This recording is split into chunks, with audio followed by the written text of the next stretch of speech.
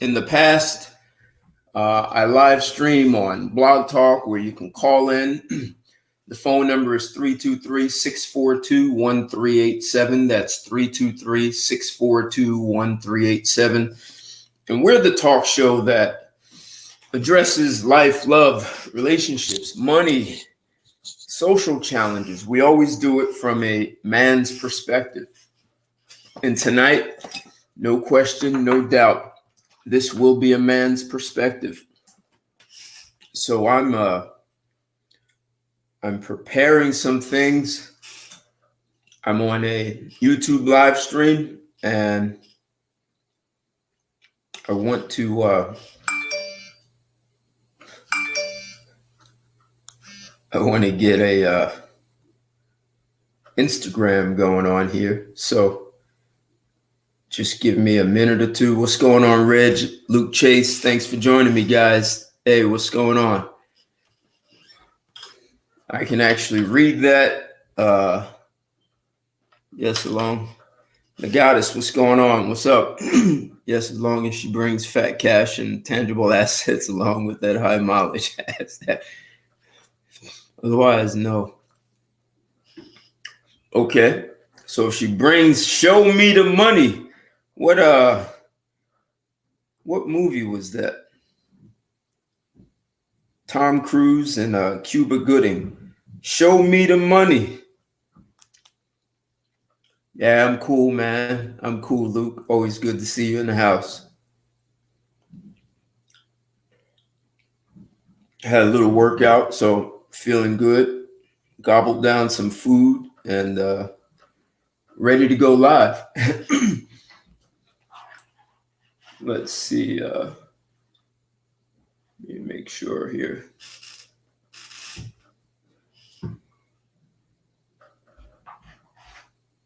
As you see, I'm pulling it together at the last minute here. This, by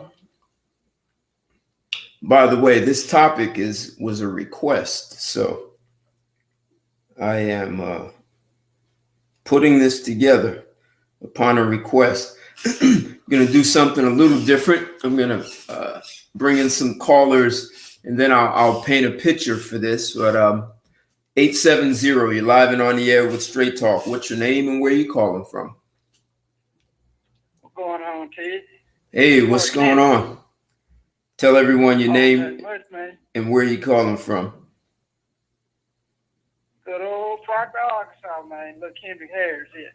Very cool, man. So what do you think? You were an encouraging force for this topic. You know that, right? Oh, yes, sir. Most definitely. All right. So what do you think? Can a promiscuous woman be a good wife? That's our topic tonight, everyone. No, sir.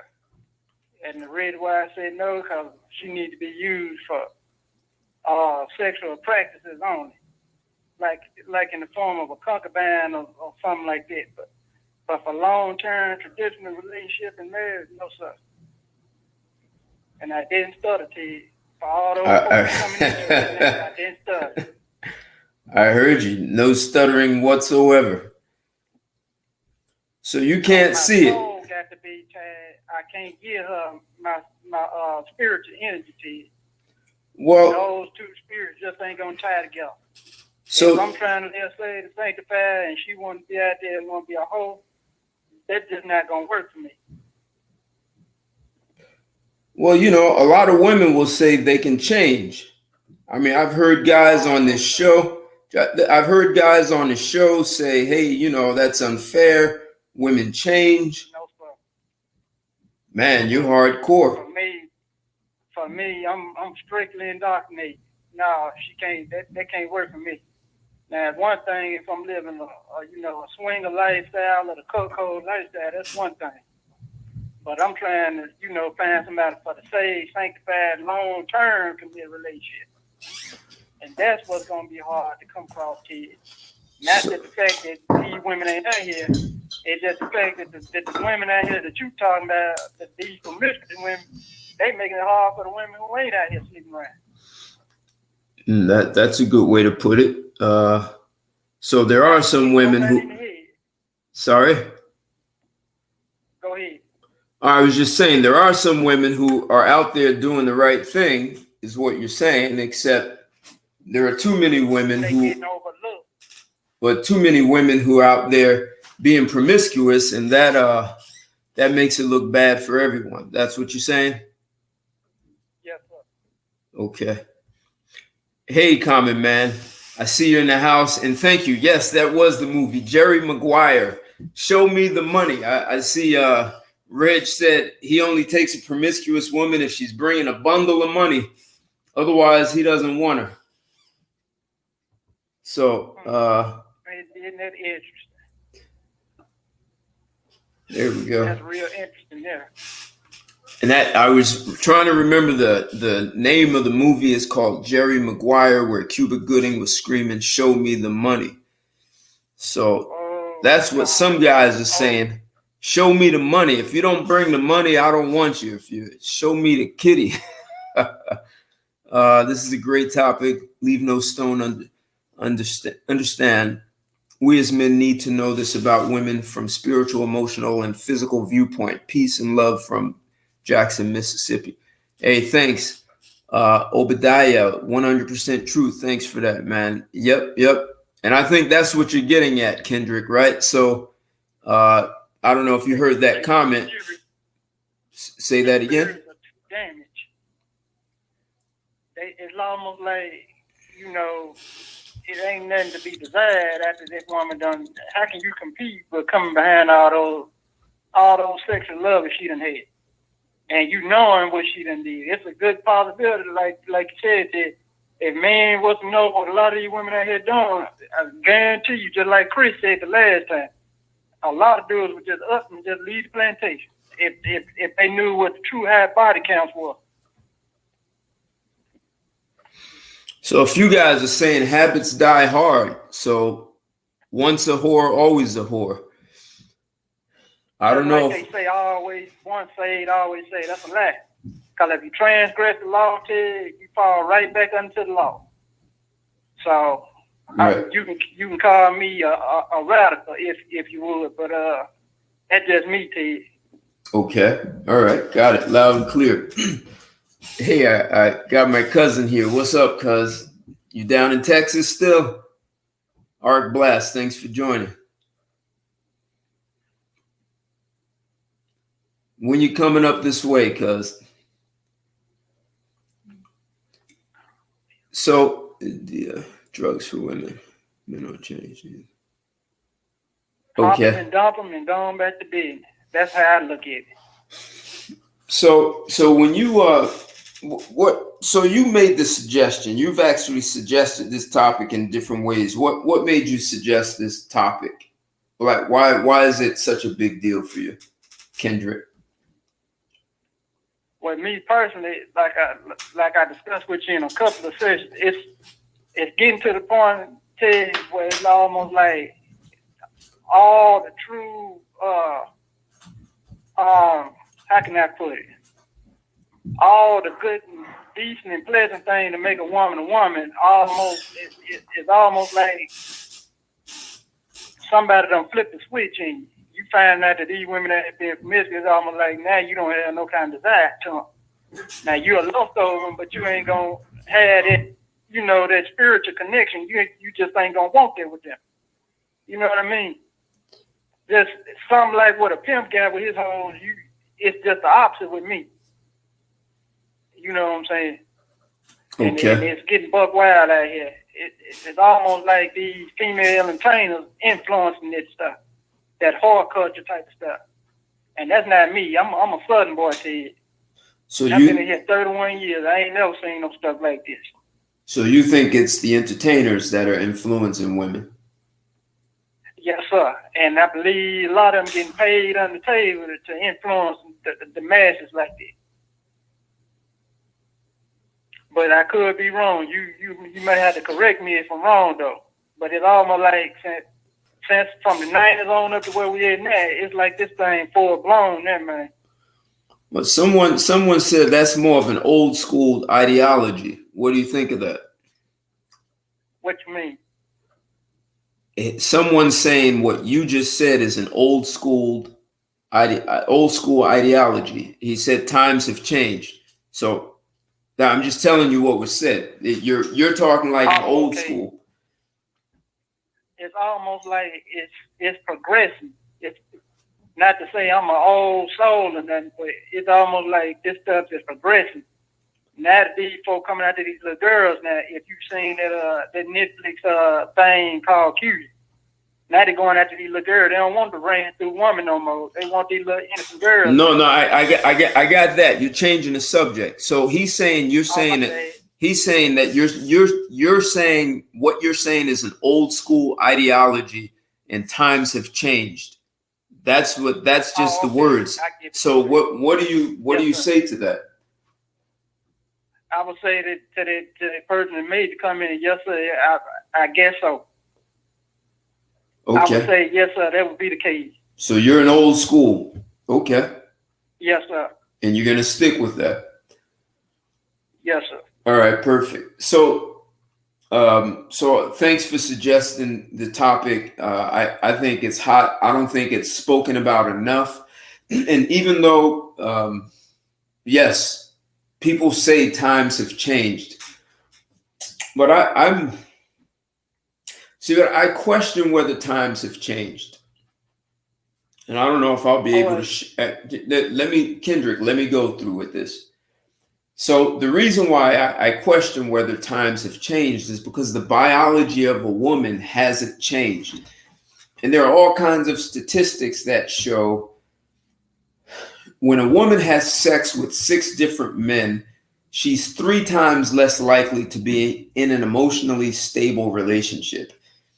They've also looked at women who get married as a virgin. Her chances of being in a successful marriage are it's like over 90%, somewhere around 95%. A woman who has sex with one guy and marries him, she still has a 90% chance of having a successful relationship. Once a woman gets to 2 guys, it drops down to 80 something, 3, 4, 5. The more men she has sex with, the less likely she's going to remain in that. The more men she has sex with, the more likely she's going to have a divorce. So, and you say the mentality has changed, but see, this isn't about the mentality. This is about the biochemistry of a woman. There is lots of research out there that shows when women have sex with too many different men, she has this oxytocin that secretes that wants her to bond. And when she creates that bond with the guy, even if she fakes like she's not, and she cuts the bond, it creates a emotional trauma. And the more time she does that, the more time she starts to traumatize her brain. And she starts to have to suppress this and not be able to bond as well because she's traumatizing the flow of oxytocin, which causes her to bond with her baby. The oxytocin flows a lot when she's pregnant, when she breastfeeds, when she has sex, when she climaxes. And if she does anything to alter, damage, deviate the natural flow of her oxytocin, that woman now is going to have a difficult time bonding. And you start to see a lot of these women, they abandon their children, leaving them on a doorstep. They kill their children. They cheat. They become more promiscuous, because the other thing that happens is because they're not bonding, they get a dopamine high, which is dopamine is the same kind of rush you get from drugs like cocaine. So they're now, instead of getting a bond with oxytocin, they're looking for the feel good from the dopamine. So this is purely biology, and it doesn't. If the woman's mentality has changed, it's most likely not for the best. It's not in her best interest, for her mate's best interest, and definitely not in the best interest of children. So I've been doing a lot of research around this, and when I wrote this up, and I talked about how in 1997 this guy started shooting, doing these Girls Gone Wild videos, and he franchised that. He's been in quite a few lawsuits. A lot of women have wanted to sue him and said he took advantage of them. He tricked them, persuaded them. Even a woman who said she was 14 and he asked her to, show her breast, and she did, and he put her on the cover of his magazine. She was trying to sue him, and because she said she was a minor, and people were saying this is pornography. So there's been a lot of problems around this guy. He made a lot of money off of those women. I believe. And except those, all he was doing was filming Spring Break. He was just filming things that were happening anyway. These wild spring break parties, women are promiscuous. And what no one talks about is, where are those women today? So I did a decent amount of research, not a lot, but it was only that one woman who said she was 14 and wanted to sue. From the interview, she doesn't sound like, she never mentioned her husband, a child. So it sounds like she's a single mother. So are these women who were promiscuous and Girls Gone Wild, did they grow up to be executives of big companies, entrepreneurs? Are they successful? Are they happily married, a loving wife and mother? Is that what happened to these women?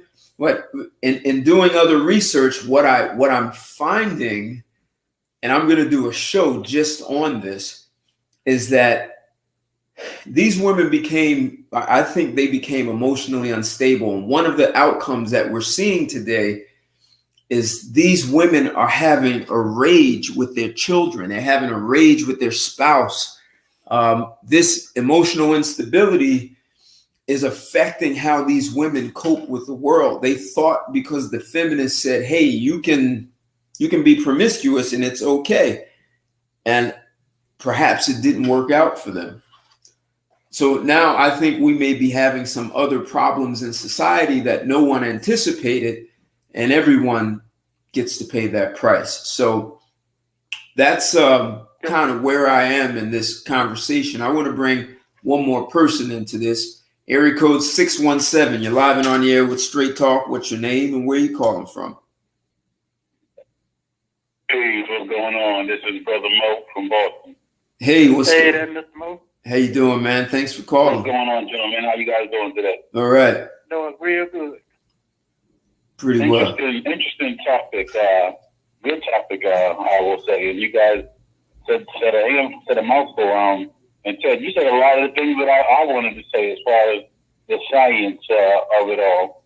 It's funny because I think a lot of red pill men take this red pill and then they look at the women who are promiscuous and they just have a lot of anger and rage towards them. Some guys even try to put a woman in a two-sided category. Either she's a good girl, wife material, or she's a bad girl, slut material. I personally don't do that. I believe there's a good span of at least 5 different types of girls. And as far as girls who are promiscuous, I don't even look down upon women who are promiscuous. I believe that there's a place in society for everything. There's a place in society even for promiscuous women.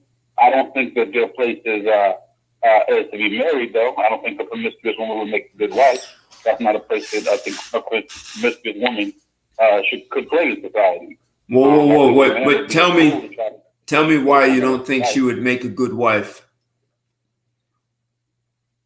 So we basically touched on the same reason that you did.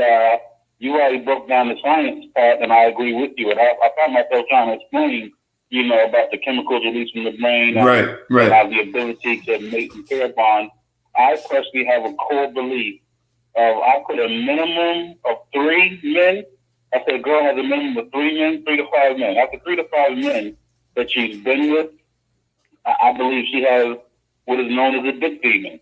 also she becomes a nymphomaniac, and she just doesn't have the ability to make her bond with one man. Like one penis will never satisfy her after she's had anywhere between 3 and 5. I feel like these are some of the same girls who talk about size and the importance of size. These are girls who had more than 3 to 5 different, men. I mean, there are 2 main ways a woman can climax, and one is the clitoris, which we should all know is on the outside upper lip, and the second is G-spot penetration, which is located 3 to 4 inches in the upper vaginal wall. Correct. So, the truth is, I don't really believe a woman. There was actually a woman who taught me this, that a woman really doesn't need a 10, 15, 20-inch, penis to satisfy her. When you understand the science of it all. I think as I was talking to a friend earlier today about this, I think the thing is that, society, we would allow women to just, with the sexual liberation, like women are very sexually liberated. So you got to factor in things between, the sexual liberation and then how, even look at sex toys, for example. There's some of these girls, they feel in order to get off, they got to have like an anal butt plug. They got to have a spinning dildo inside of them. And then they got to have like a ultra light speed clitoris stimulator. And they need all 3 at once just to climax. And there are a lot of girls who do this just with toys on their own. So when you get accustomed to that and then you go deal with the real man, it's not going to ever satisfy them. It's going to keep sending you out more and more for that rush, that dopamine that you were speaking about. And women are very insatiable, so she's always just going to want more and more. Once you let that cat out the bag or you let Pandora out the box, you can't put it back in. So the thing is, I think this society does indeed have a way of pulling the worst out of humans out of us. This Western American society especially, it's mastered the art of pulling the worst out of humans, both man and woman. And they pull it out of us, and then they also use it against us as well at the same time. Now, to some people, once they figure that out, that may become shocking to them. But me personally, what's shocking to me is the fact that it's there inside of us anyway. Because if it wasn't there inside of us, they'd have nothing to pull out and manipulate and use against us. I believe what we're seeing with women is naturally who they are, but our society kind of stifled them and didn't let them have this sexual liberation, so to speak. So now that they have this sexual liberation, we're starting to slowly see who they are. So I even see people like our brother Richard. I feel like, in ways you're kind of even torn because you have like traditional Christian values and expectations, and I feel that. I mean, even though I'm not religious myself, I'm more spiritual than religious, but, it's like I hear you say some things like, you want that saved, sanctified, but then you're realizing, I have to settle for a pump and dump, like you said tonight.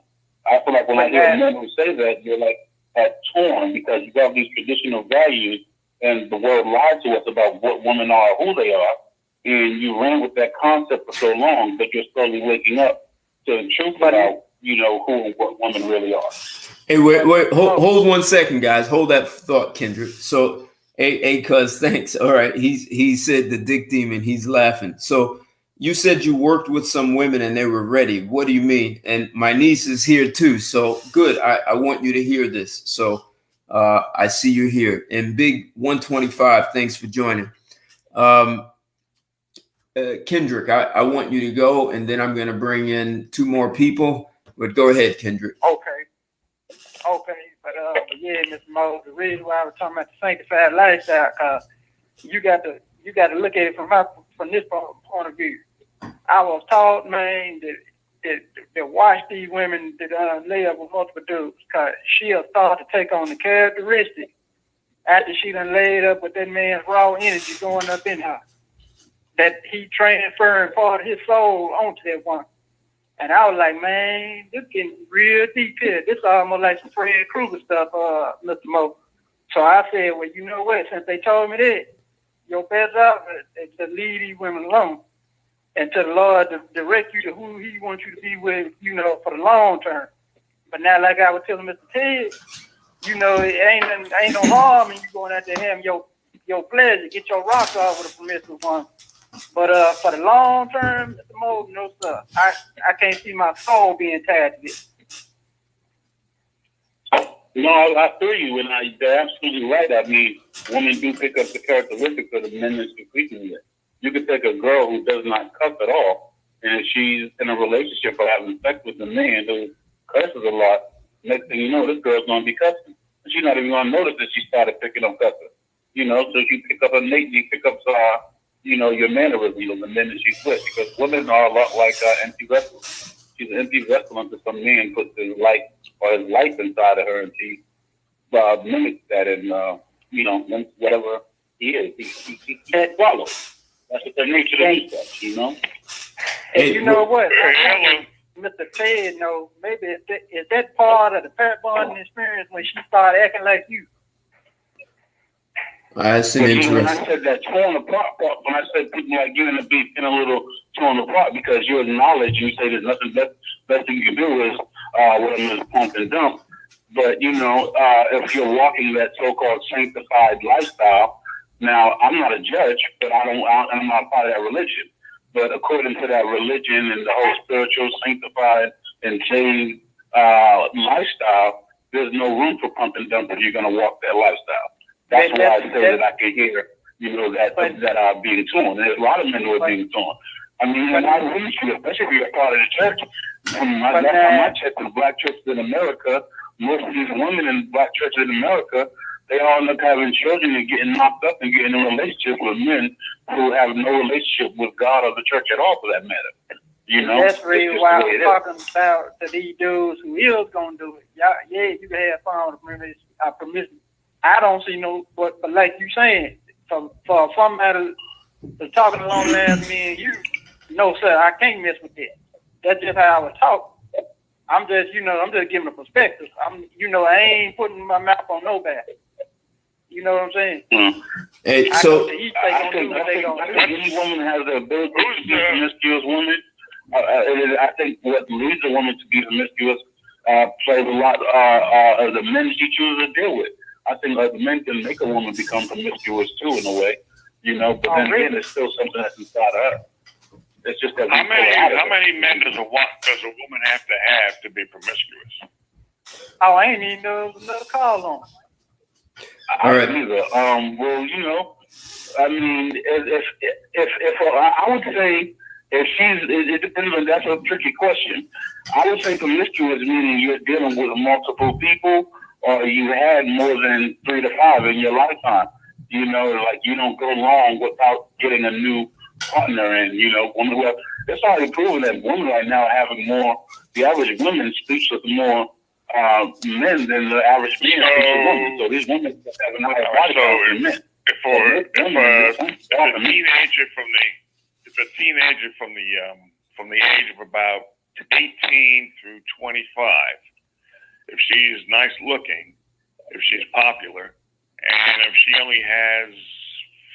she has more than 5 dates and goes out with, and then gets laid by 5 of those guys, she's a promiscuous girl by the time she's 25. So wait, announce who you are. No, hold on, Mo, hold on. Hey Mo, hold on. Announce who you are so everyone knows who you are on the call. Your name and where you calling from. My name's Joe. Okay. My name's Joe. Hey, so Joe, I want to answer your. I want to answer your question, Joe. So, from science and studies, there's a couple of things. So, they say when a woman has sex with 6 different men, she's 3 times less likely to be in an emotionally stable relationship. They also looked at the correlation between the amount of men a woman has sex with and the probability of her remaining in a stable marriage. So a woman who marries as a virgin, like on her marriage day, she's a virgin, she had the highest chance of remaining in her marriage, over 90%. The woman who married the first guy she had sex with, also over 90. 2 or 3 was 80% chance of success. Once you got beyond like 6, 7, the numbers dropped precipitously. Like you were down in like the 50% chance. It was 50-50, and the more men a woman had sex with, the more likely she would end up in a divorce.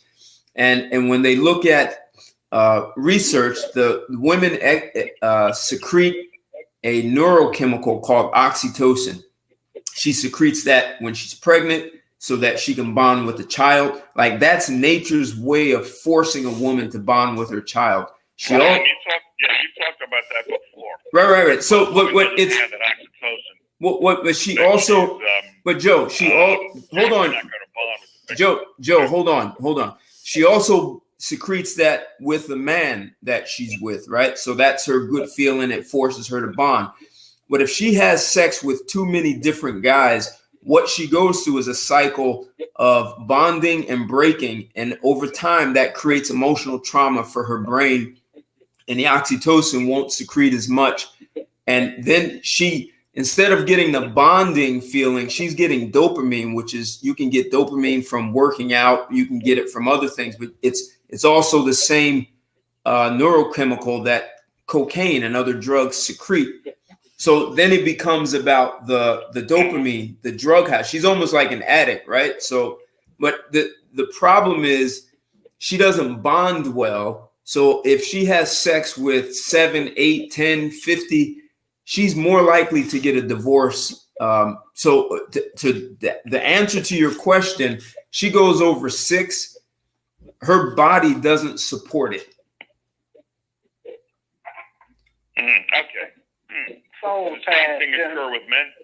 No, they actually studied that it actually does it. So you could say that nature looked at men and women and said, okay, in case of emergency, and it's one man left to survive, and there, 100 women, that one man could impregnate them all. But if you reverse that and have one woman and 100 men, she can only have a child every 9 months. So whatever nature had in mind, this was nature's job. So men don't get, it takes longer for men to secrete oxytocin to bond. It takes much longer. Testosterone blocks it. There's one other thing I want to say, but I forgot what it was, but go ahead, Joe. So I'm answering your question, Joe. All right. So here's the thing. I don't know about that study. I'd like to take a look into it. But I have read, and I don't know if it was by researchers, but I have read that if a woman marries, or if 2 people do not cohabitate. Now, this was surprising to me, that the most successful marriages are those in which people do not live together first. Okay. They marry after dating, and then when they marry, they have a better chance of survival in marriage. Okay. Is the topic of your show today, are promiscuous women deleterious to society? No. Or can they function in society? No. Can a promiscuous woman be a good wife?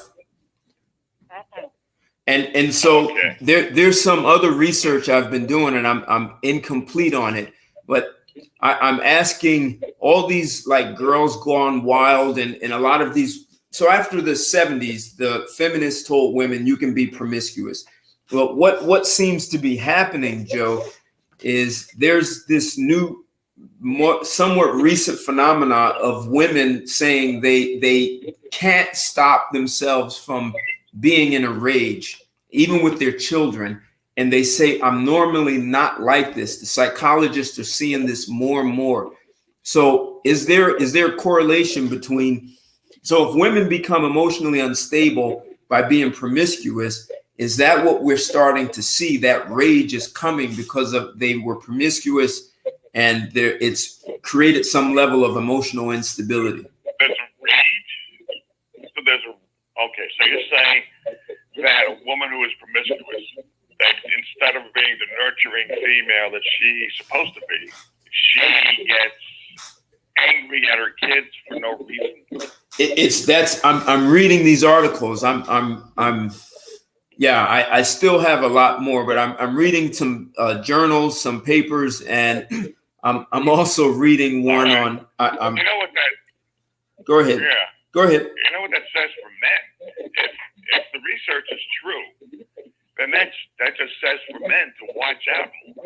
That if a woman has had more than 6 partners, that he can expect her not to be wifey material. So that would be another reason for men just to wake up and say, you know, you better show me you've got something to bring. You got something to bring to the table. You can't just come here and say, you know, I'm a woman, I got breasts, I got a uterus, and we're nurturers. Because I've seen for myself that a lot of women, they just don't have that nurturing quality. So this research is kind of interesting. I'm going to go look into it later on. Yeah, I'm. You know, can I bring something up? I wanted to bring something up, and I wanted Ted's thoughts on this because I remember a few years ago listening to Obsidian. I don't know how many of you guys are familiar with. Oh Obsidian. yeah, I know. right. Yes. A couple of years ago, he had a podcast. He was dealing with some research that was the whole point of the female orgasm, and they were drawn to the conclusion that the purpose of the female orgasm was to wash away beta male sperm, making it easier for alpha male sperm to penetrate and fertilize the egg. Interesting. I don't know, but I was thinking, like, go ahead, keep going, Mo. It's true, and nature didn't make it that way. That I think that would prove that beyond a shadow of a doubt that humans are not monogamous creatures to begin with. Well, I haven't done this research. I know someone who works in a medical field. She said to me that, and I'm trying to remember if I did hear it somewhere else to confirm it, but not all men's sperm is designed to fertilize the egg. There are some sperm that is designed to seek and destroy another man's sperm. So they're like military. They're soldiers. And that's nasty. I could see that. I could see that being a good possibility. I could see that being. I never heard that, but that's funny. No, You know? but it's the truth though, Mo. I heard it about butterflies, Ted. Really? It was studies done in butterflies years ago about what Mr. Mo just got to talking about. Hey, wait, let me give a shout out. I think it's something that needs more research. You know, I think it definitely needs more research, and it's something should be considered. You know, but yeah, I think there's a lot that goes into it. You know, but again, I don't hold it against promiscuous women, and I actually think that all women have the potential to be promiscuous, and I think what plays a role in that is, especially the first man that she sleeps with, who leaves what they call the imprint. He leaves two imprints on it: imprint on her mind and an imprint on her womb. So that first man that she sleeps with is really important, and it lays out what she's going to attract. But that's funny to me. Can you imagine somebody saying to a girl that he's going to say, "I'm going to do you so I can get rid of Bobby's sperm"? You know what, Mr. Mo? The problem with that is now these women done had the business to go out here and do all the living, to go out here and sleep around with all these different dudes. Now they pissed off and they ain't because they can't have that top 5% of men that they really want to open their legs to. So that's kind of messed up in the game if you think about it. Hey, let me give a shout out. Well, that's what they all want, that top percentage of guys. That's what they really desire, the top percentage of guys. I mean, but you still want to sleep around and you still want to be married. Now, how is any of that logical? That's insane to me. Well, the funny thing is, to me, the whole strategy. I made a post earlier today where I drew parallels between the way a prostitute walks the street and advertises herself to the person who's willing to break that bed with her, and that's how she gets her tricks. And then what the average girl says she does to get her man. She says what women's basic male mating strategy is to doll herself up, dress as sexy or revealing as possible, and they claim that they're doing this to catch the attention of the top valued man, or the best quality man they can get. I mean, it's a prostitute move. So that would mean to me that all of them are basically prostituting themselves to a degree. Hell, even Esther Villar said in her book, The Manipulated Men, something I think every man should read, The Manipulated Men by Esther Villar. She said by the time a girl is 12 years old, she makes up in her mind that in order to get the thing she wants out of life, she's going to have to prostitute herself in some form or fashion.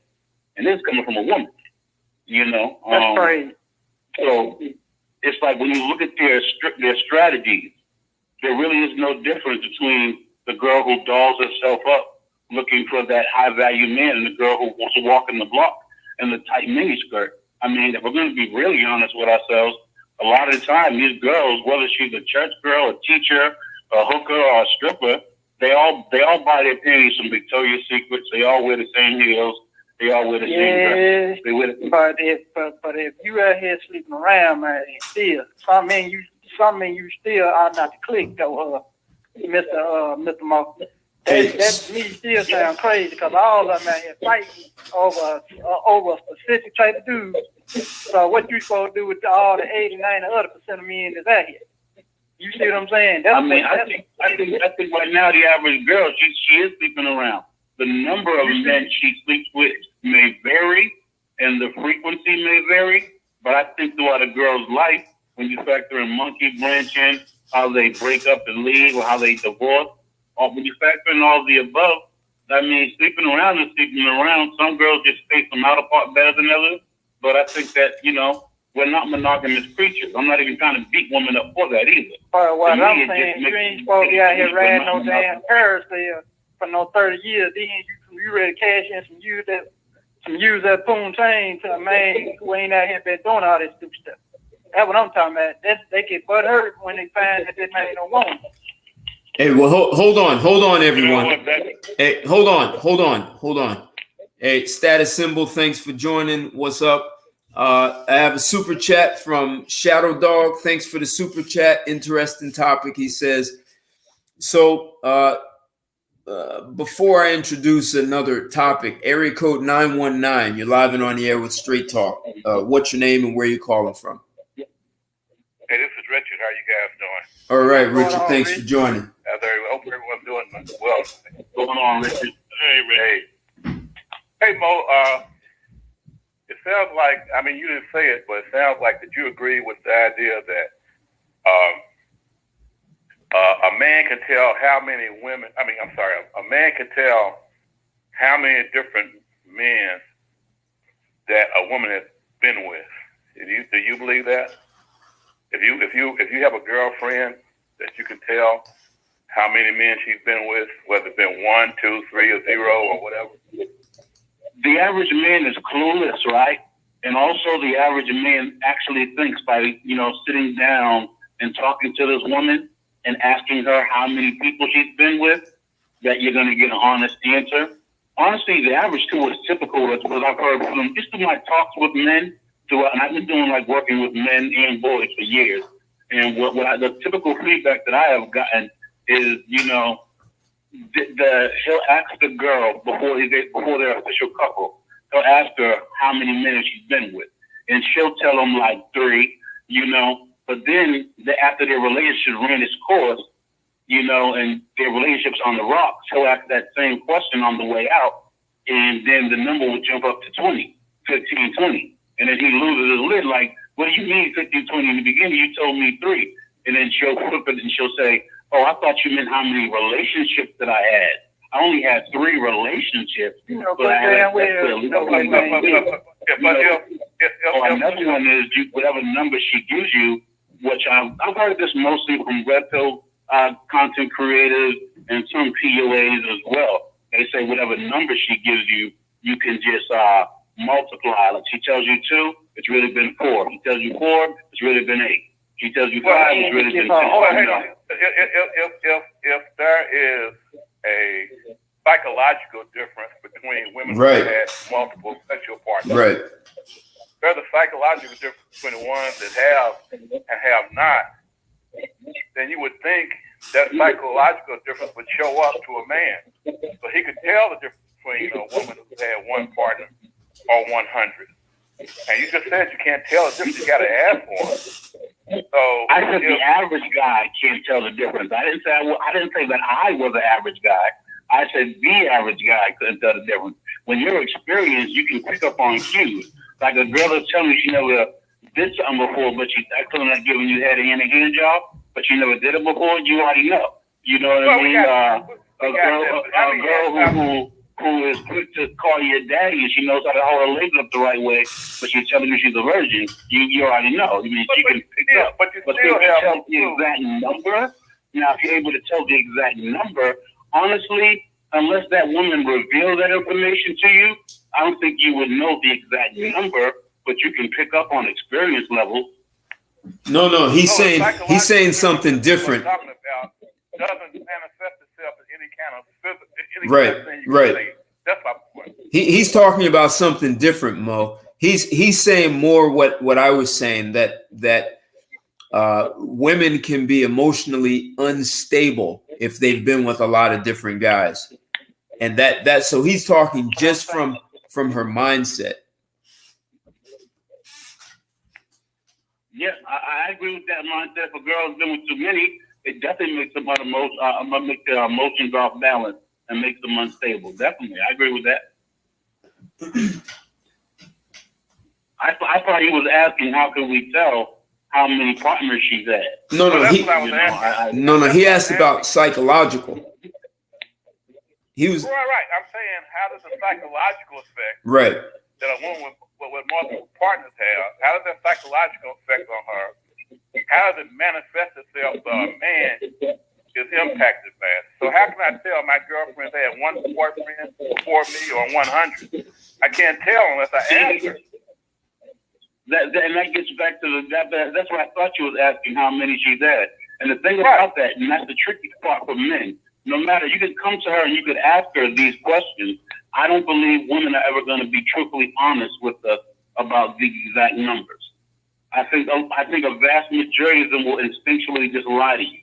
I don't think that. So getting an honest answer, that was something that I used to kind of think about and want to know. But after I learned and I realized, even heard it from other women, that they're not going to be honest with you and they were going to be offended by the question, I learned not to act and just pick up on their energy levels, and I got to a point where I realized I didn't want some monogamous relationship or marriage.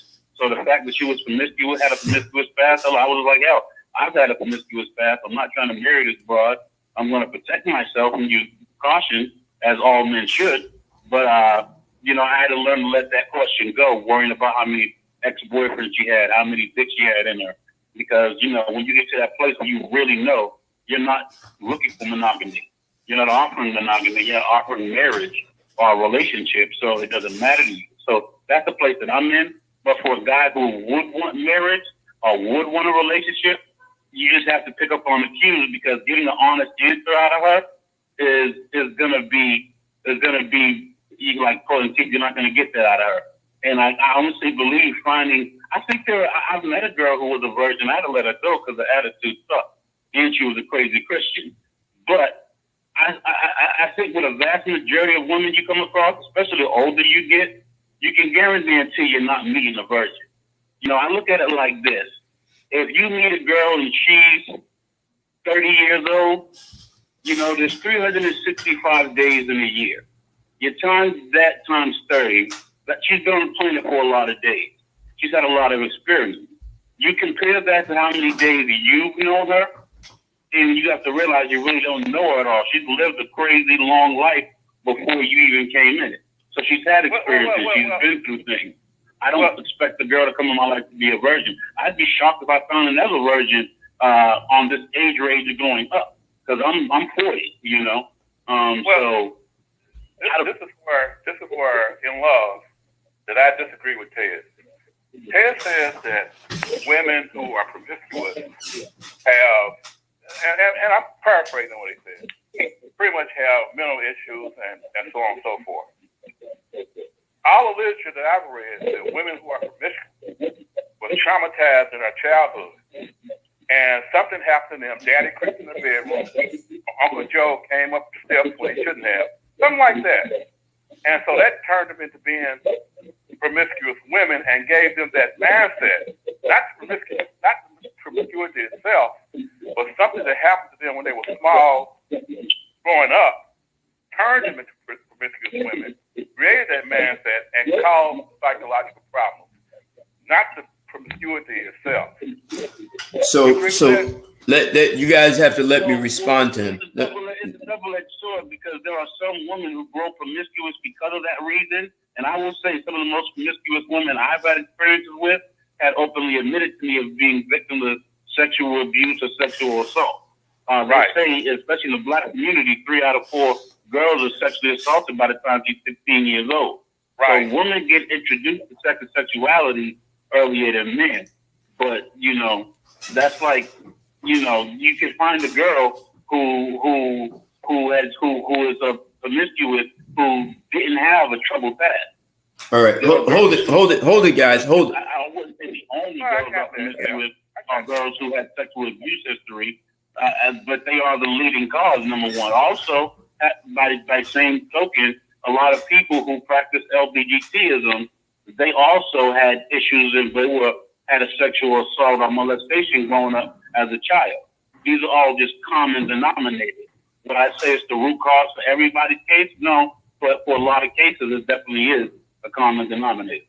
All right, so here's the deal. Not all women who have been raped or molested become promiscuous. There are a lot of women who have been raped and molested, and they become very prudish. They won't even want to have sex. They feel dirty. So some become promiscuous, and there are a good percentage that just don't even engage. They don't want to have sex anymore. The trauma is there too much.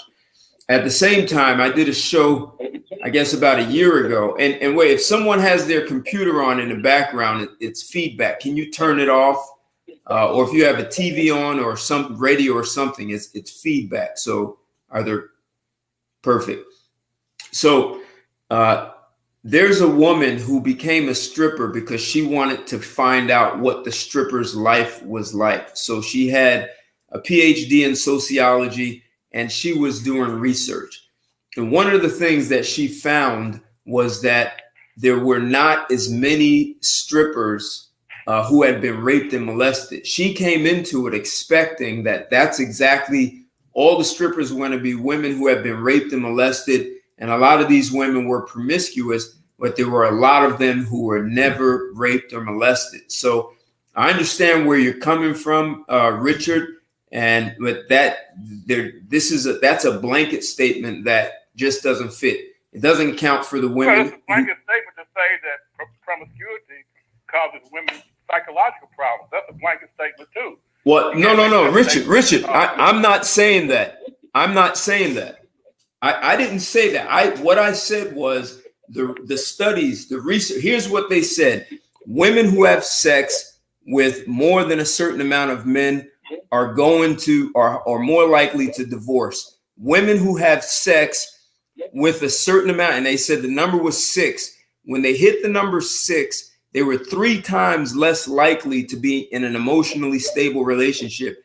And the more they went over 6, so it wasn't that if they had 3, they found that the number or the pattern they found, pattern recognition, was the number 6 is where it started to change. It was a tipping point. And the more they went beyond 6, the more likely they were going to be in an emotionally unstable relationship.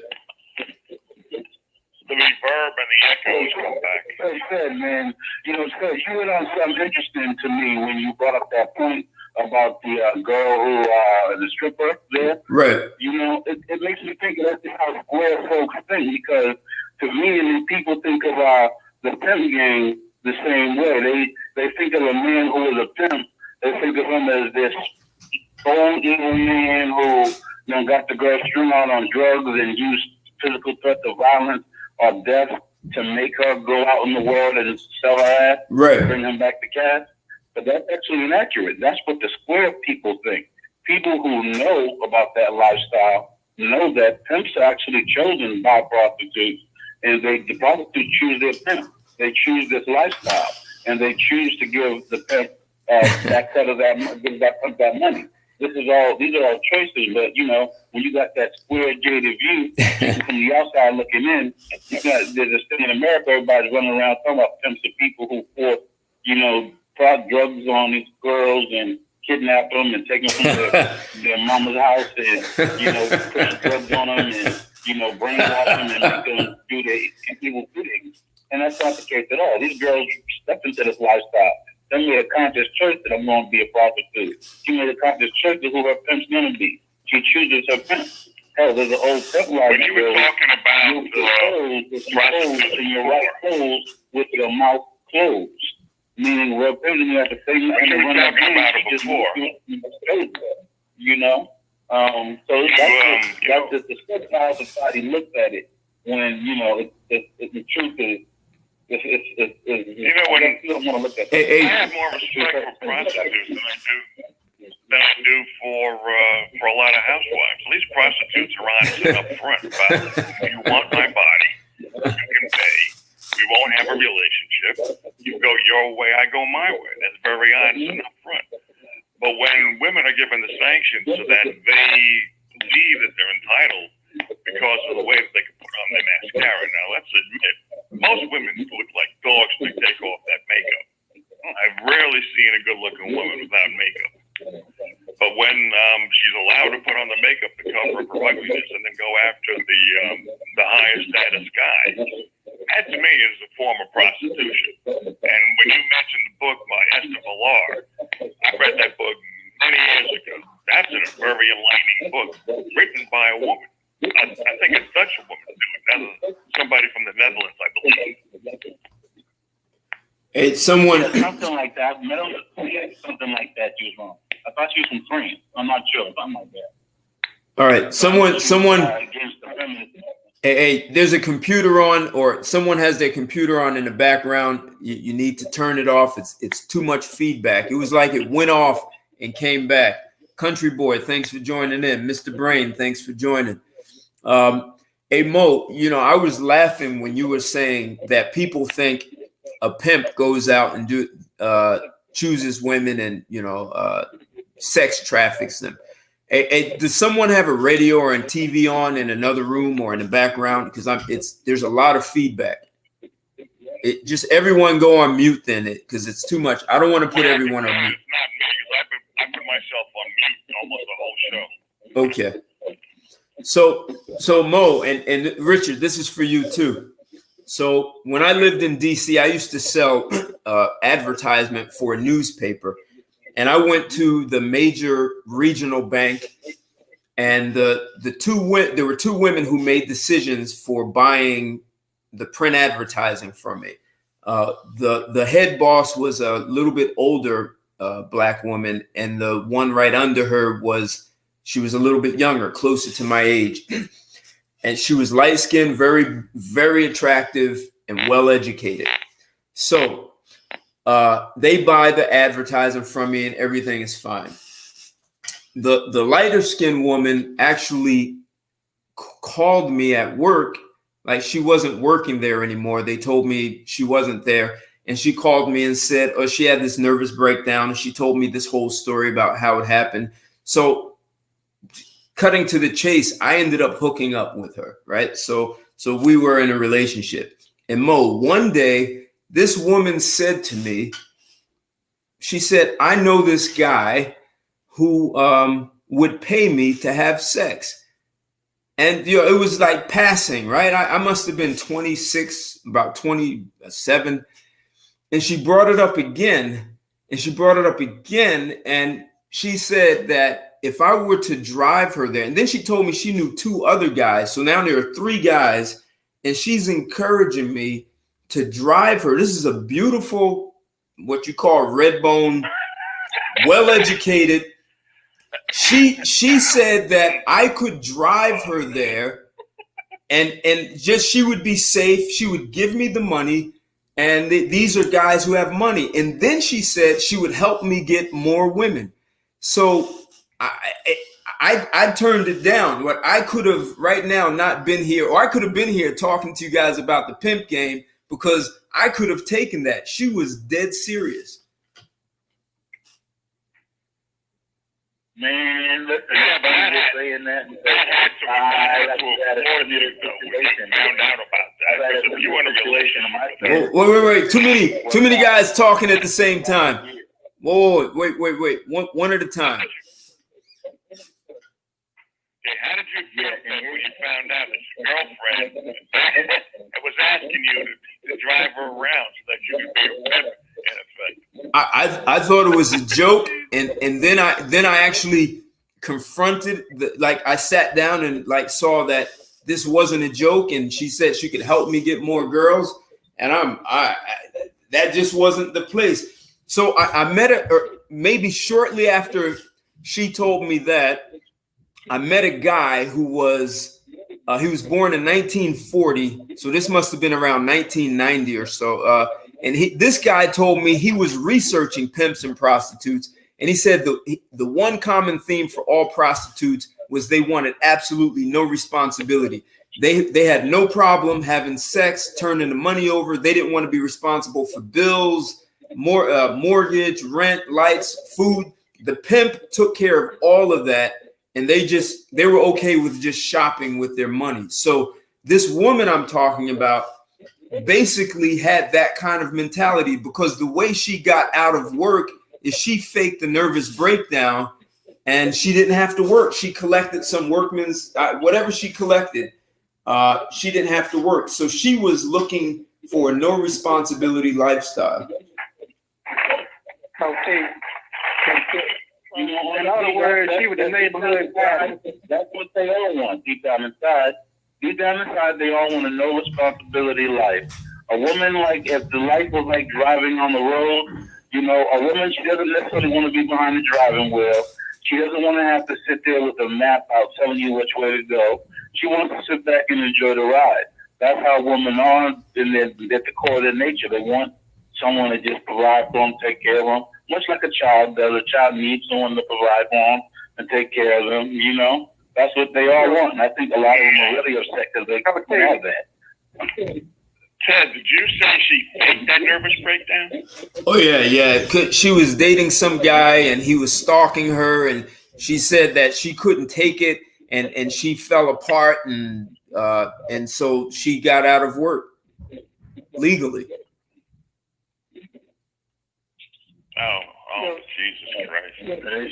As they say, she belongs to the streets anyways, And it's funny, your story's funny because I had a similar situation last year that I turned down. And I'm glad I did. I didn't need the stress, but, lady I was talking to about to be there. That's some stuff that she does, And her, she doesn't stop. She's a dominatrix, she says. And you're talking about pimp lifestyle. I had read about I was all set with the whole journey because I knew what she wanted, what role she wanted me to play, and I'm already hit the game, and I'm just I you know what? I had read some articles. Even one article, a couple of articles. Hey, Joe.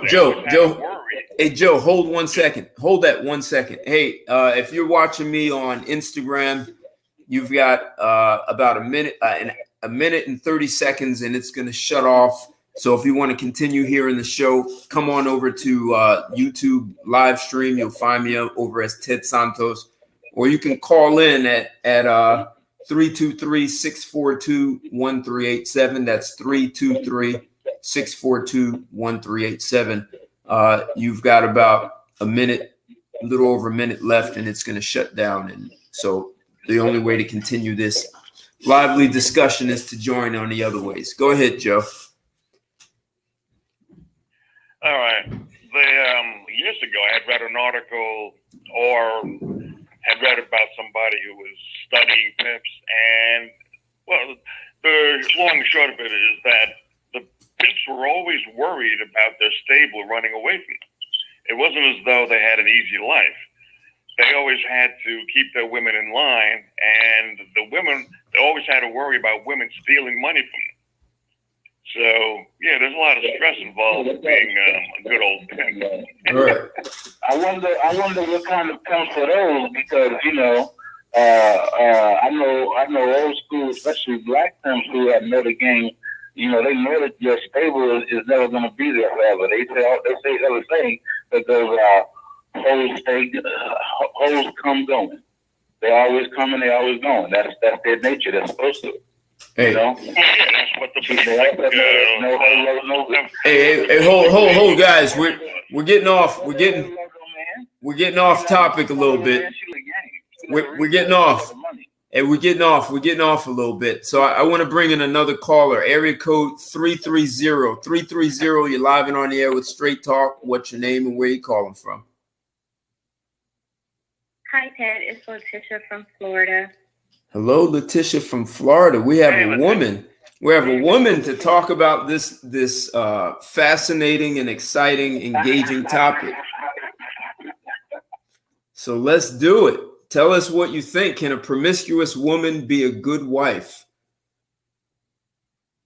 I think you have to ask a man who's married a promiscuous woman. Only he can really give an answer to that. Okay. So do we have any men married to a promiscuous woman? Of course you do. They're called cuckolds. And they're cuckold men, a man who enjoys a cuckold relationship, you know, he loves the idea of this woman being promiscuous. So that's the only type of man I can see enjoying it. Well, let me add another dimension. Let me add another dimension to that. So if a man is raised in a whorehouse, so to speak, right? A single mother who has different men in and out, they help pay the bills, and his mother's emotionally unstable, he's gonna think that's normal. Mm-hmm. Of course he is. So he may be the very guy to say that this is just the way, in his mind, this is just the way women are, and there's nothing you can do about it. Uh-huh. Yes, sir. Because you gotta admit, to a person who experienced that's a form of trauma. So we're not dealing with a normal, sane, functioning person. That's trauma. You know what I mean? That, you know, so then their head's not going to be screwed on straight from that experience to begin with. But you have to understand, there are too many boys who grew up that way. And so when you say the average person, Mo, the reason why the average person can't see it because they grew up with it and it's normal to them.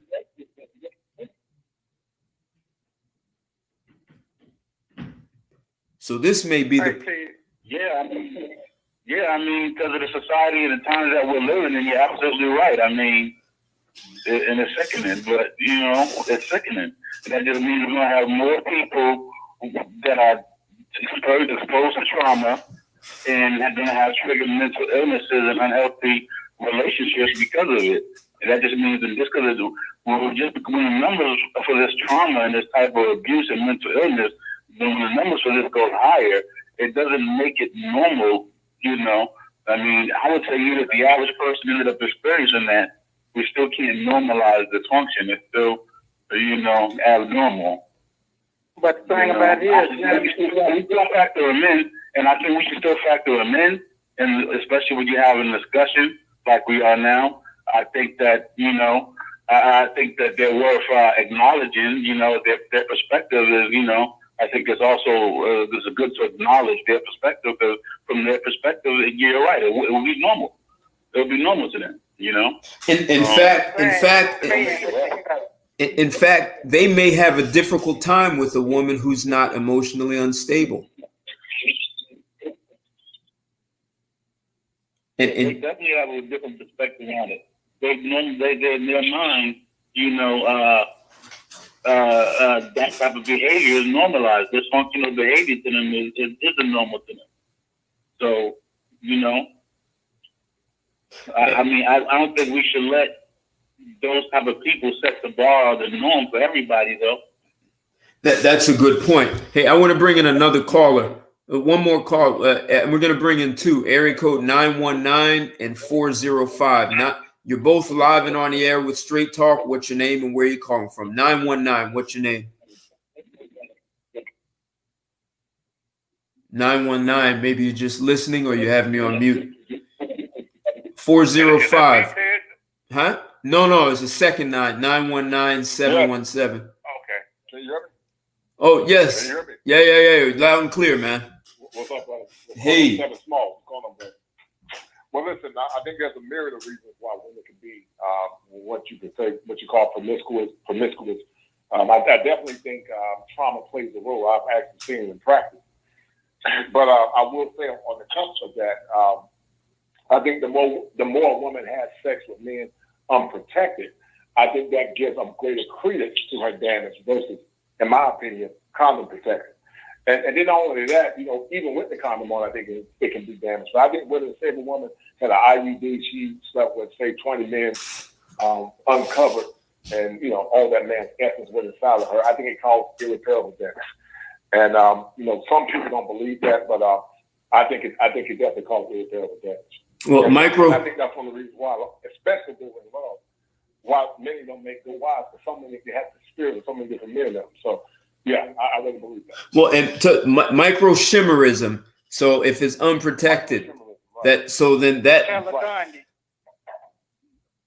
that can play a role in it, because the DNA from the man's sperm, they have literally found it in a woman's brain. So that doesn't leave. They find it in the uterine walls. They find it in her brain.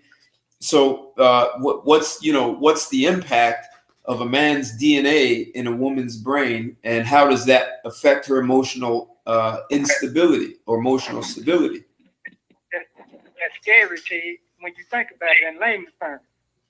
And we call it comorbid symptoms, because not only are some of these women dealing with individual sexual trauma, but they're also dealing with the promiscuity that's coupled with the trauma, which more or less exacerbates the issue that a lot of these women are having. And I think that's one of the greatest correlating factors, that when you look at women from the younger days, with one or two guys, they're a lot more nurturing, a lot more balanced, a lot more stable, and they appear not to be as delusional, in my opinion. But I think, like you were saying, once they get over a certain threshold, some say the number is not statistically significant. You tend to see greater variance in negative behavior and in emotional instability. Hey Mo, there's something up with your phone, man, because there's some feedback coming from you. If I put you on mute, it stops. You have anything going on in the background? I was on mute now, but yeah, I'm at work, multitasking, but hang on. Okay. So seven, just you're a mental health expert, so you do have some expertise and understanding in this whole area of mental health and emotional trauma, correct? Yeah, definitely, right. Okay. Yeah, I've actually seen situations with a young lady, or women that have been in traumatic situations where they were molested, and they're either, like you were saying, they're either reclusive in their sexuality, or they're hyper promiscuous. So I've seen that, and it's really sad for a lot of men, especially if they want to find decent wives to marry. Women have been given the power to be sexually liberated, but then the man has to deal with the malfeasance that she's created by not valuing her virtue and valuing her body. And that's why men, a lot of times, they're going to invest in women, like Brother Mo Genesis said, if he's going to invest in a woman long term for a wife, a man will want to be able to woman's been with 30, 40, 50 men, 25. He said, because men by nature are very dominant. We don't want to have the thought of knowing different men have already conquered our pride. And it takes away the beauty of the relationship. And it causes a lot of times those women sometimes to reminisce on the times when they had, the mind-blowing sex with the guys in the past. And the current guy might be an average lover, but he can't please her because she's been pulverized by so many different men, which in essence has left wounds in her soul and also wounds on her heart. That's exactly where I'm coming from, bro. Yo, that was heavy, bro. That was definitely heavy. And that's where I come from. Right. Right. And many of them, they're probably saying, that's in my past, but listen, your past has consequences. You have a moral responsibility to be totally transparent with a man before you get into a relationship with him. Because in my opinion, you saw the marriage line, but that's marriage law. And so many are very cavalier about their decisions But that's no. And Ted, I call it the penetration principle because the reason why men are so, they're so more or less have an aversive nature towards women that deal with multiple men because men don't like to think of their women being penetrated. On the flip side, women are the same way. They don't like to have the thought of their man being penetrated. That's why most women have a hard time dealing with gay men because a man that has sexual encounters because he's been penetrated. Right. And women are designed by nature, either consciously or subconsciously, to look up to their man. But a woman can't look up to a man that's been in a submissive position to a man and he's been penetrated. So when a man thinks of his woman, he thinks of someone that's wholesome and pure and clean. And listen, we don't go into a relationship thinking women are perfect. We don't really have a couple of partners before they got married. So that's all right, a couple guys. But when you start, going double digits, start going over a certain amount of numbers, most guys like, I'm gonna invest in her. I don't want this for my wife, man. And some get mad when a man say that. So, men do it, but men and women are not symmetrical. We don't even think the same. Can you imagine an analogy of Matthew Houston going to the North Pole? And when they get to the North Pole, and I'm being funny, he sees about 20 or 40 different poles already in the earth. There's nothing special about it because it's already been conquered. You see my point? But if Matthew Houston went to the North Pole and he's the only one that put his pole in the earth, guess what? He feels like he's conquered something, and it's something he can be proud of because he's the only person that has conquered it. And that's how the psyche of men is. Male psychology seeks to conquer and to claim. You ever heard the old saying that the spoils go to the victor in war? Men want to conquer things. It's in our nature to conquer. And so some people might call it simple psychology. They say, that's foolish. But we're just not wired to say. And a man can't value. I know I can't because I'm very dominant. I can't value you been with a lot of men. I just can't. My DNA. I can't be with you. I'm sorry. You know why? Let me ask you. You know why men can't do that? Right. Because of the old saying, "Mama's baby, daddy's maybe." That's why a lot of men can't. If a woman's promiscuous, you might wind up bringing up a kid for 20 years and ain't yours. That's one of the reasons why men don't like. Yeah, that plays a role. But I think that plays for a role. me, right. But let me add you this into what that brother was just saying, John. You got to look at the fact that if that man do get with that lady, like he said, the triple and the double digit number of partners, you don't know what you getting ready to procreate and what's gonna be in your lineage coming along through the kids of that lady. You don't know what's getting ready to come through. You start a whole new cycle. Can I say something though? As crazy as it sounds, there are some men out there that's all fetish stuff for them, and they actively seek that. There's some couples that actively seek that. I mean, it all falls under that whole cuckold category. People live that cuckold lifestyle. I don't deal with that. I don't respect it personally, but I know it's growing, and I know, when I first heard of it, I recognized it as something that like white people do. Now it's being brought to my attention in the past couple of years. There's plenty of black couples, and the funny thing is, the common denominator is the women all happen to be feminists, but there are black women out here now in relationships doing a cuckold. She's got a black man as a husband that she's married to or in a relationship with, and they do that whole cuckold shit.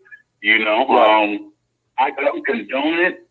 I can't even call these dudes real men. They're males as far as I'm concerned. When you willingly, knowingly, and you're okay, and you fantasize about the idea of somebody else sleeping with your wife or someone else impregnating your wife, and even you still knowing that you're paying for a child that's not yours, it gets that extreme. Right.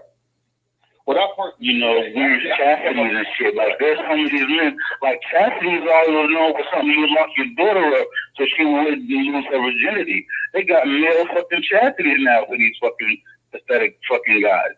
Like, and the thing that's bothering me about it, it's growing numbers. It's becoming like a popular thing now in America to do. And it's spilling over into the black community as well.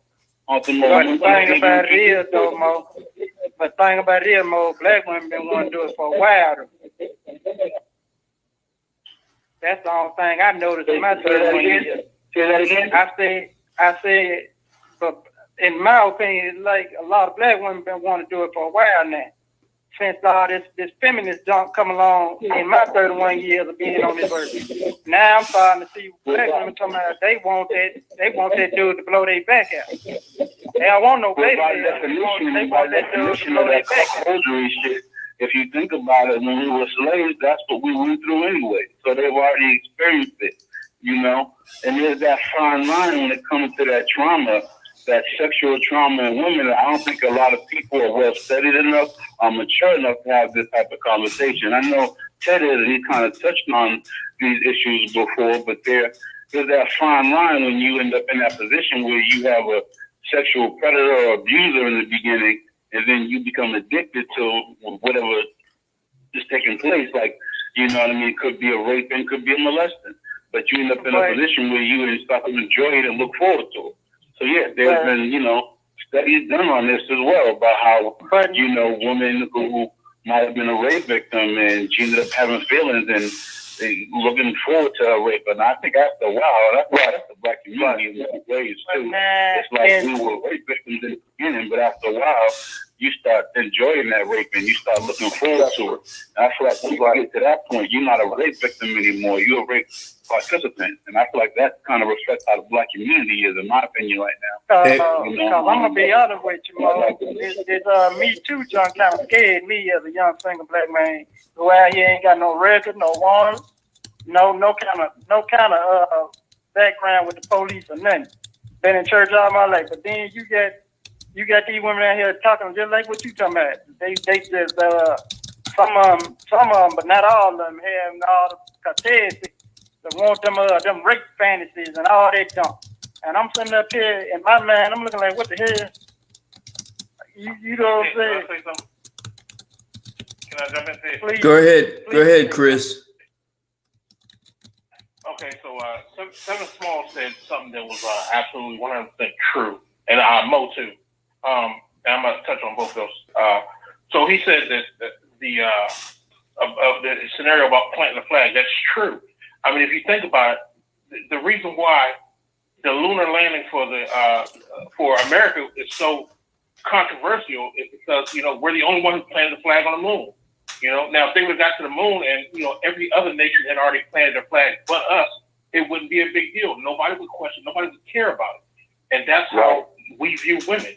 That's how we view women. You know, if you know, everybody on the block has already planted their flag in you, then planting the flag in you is no big deal, and we're not going to value it. It means nothing, you know? It means nothing, right. And with a woman's idea of sexual liberation is her being as promiscuous as she can. And I'm glad it's so interesting that you brought this up, because I was actually thinking about this earlier before you even came up with the topic. A woman's idea of sexual liberation versus what sexual liberation actually is. A woman's idea of sexual liberation is her ability to sleep with as many people as she wants. Right. And she doesn't realize that's not liberation. She's making herself a slave to her sexual desire. And that's not liberating. Sexual liberation is actually when, you know, you can get to points where you can control your sexual urges to the point where when you talk to someone of the opposite sex, you can be completely upfront and honest with them, whether it hurts their feelings or not, because you have no expectation of sex regardless. That's what sexual liberation is. Hey, Chris. It means when you talk, hold on, Richard, hold on. Okay. It means when you talk to a woman and she says something stupid, you can call her a fucking idiot because you don't care about fucking her. You don't care that it hurts her feelings because you understand that you being open and honest with her is more important than you trying to get in her pants. That's what sexual liberation is. It's not going around sleeping with as many people as you can. And Mo said he was talking about the lady, I forget her name, who wrote the book about women basically being whores and using their sexuality to get what they want. I mean, They manipulate a man by that law. Right. I don't understand why anybody needs to read that book when it's blatantly obvious. Let's go back to the time when we're in the 5th and 6th grade, when girls first start developing breasts, right? When girls first start developing their breasts, it's around the same time that boys start hitting puberty, right? And we all, you think about it, like when the wind blows, like you get an erection, right? And especially when you see them developing their breasts, and you see that, you know, that one day where the AC is too cold in the classroom and the nipples are hard, like the teacher asks you to come up to the board and answer a question or something, like, you know, you can't stand up. You know? So, you know, like that. Right. But at the same time, that girl, she knows because she's got those breasts showing, she knows she can get you to carry her books to another class. She can get you to do her homework. Hell, she can get you to go fight another dude if she pisses him off or whatever, simply because she's using her sexuality to her thing. So yeah, I mean, I don't understand why, you know, anybody needs to read her book to know that. But yeah, it's common knowledge, you know. And women, that's their survival mechanism, and it's been that way since the dawn of time. So, Mr. Chris, it's nothing new, you know. It just gets, you know, dressed up and you know, we get other words to describe it, but it's nothing more than their survival mechanism that they use since the dawn of time. Yeah. Hey guys, hold up, everyone. Hey Mo. Hey Mo, hold on, Mo. Hey Mo, hold on one second, Mo. We have a woman on the line, so I want to ask her. Like Chris and Seven talked about how a man will claim a woman, and I've actually had a woman say to me after I left the country and when I was coming back, she said, "I know when you come back, you're going to claim me like property because that's what all men do." So, Letitia, what are your thoughts on what they're saying about a man, you know, sticking his flag in and making his mark and his claim? Is that the way women see a man's imprint on her? And is that what women are comfortable or expect? Yes. So yes, women see that as a man's claim on her.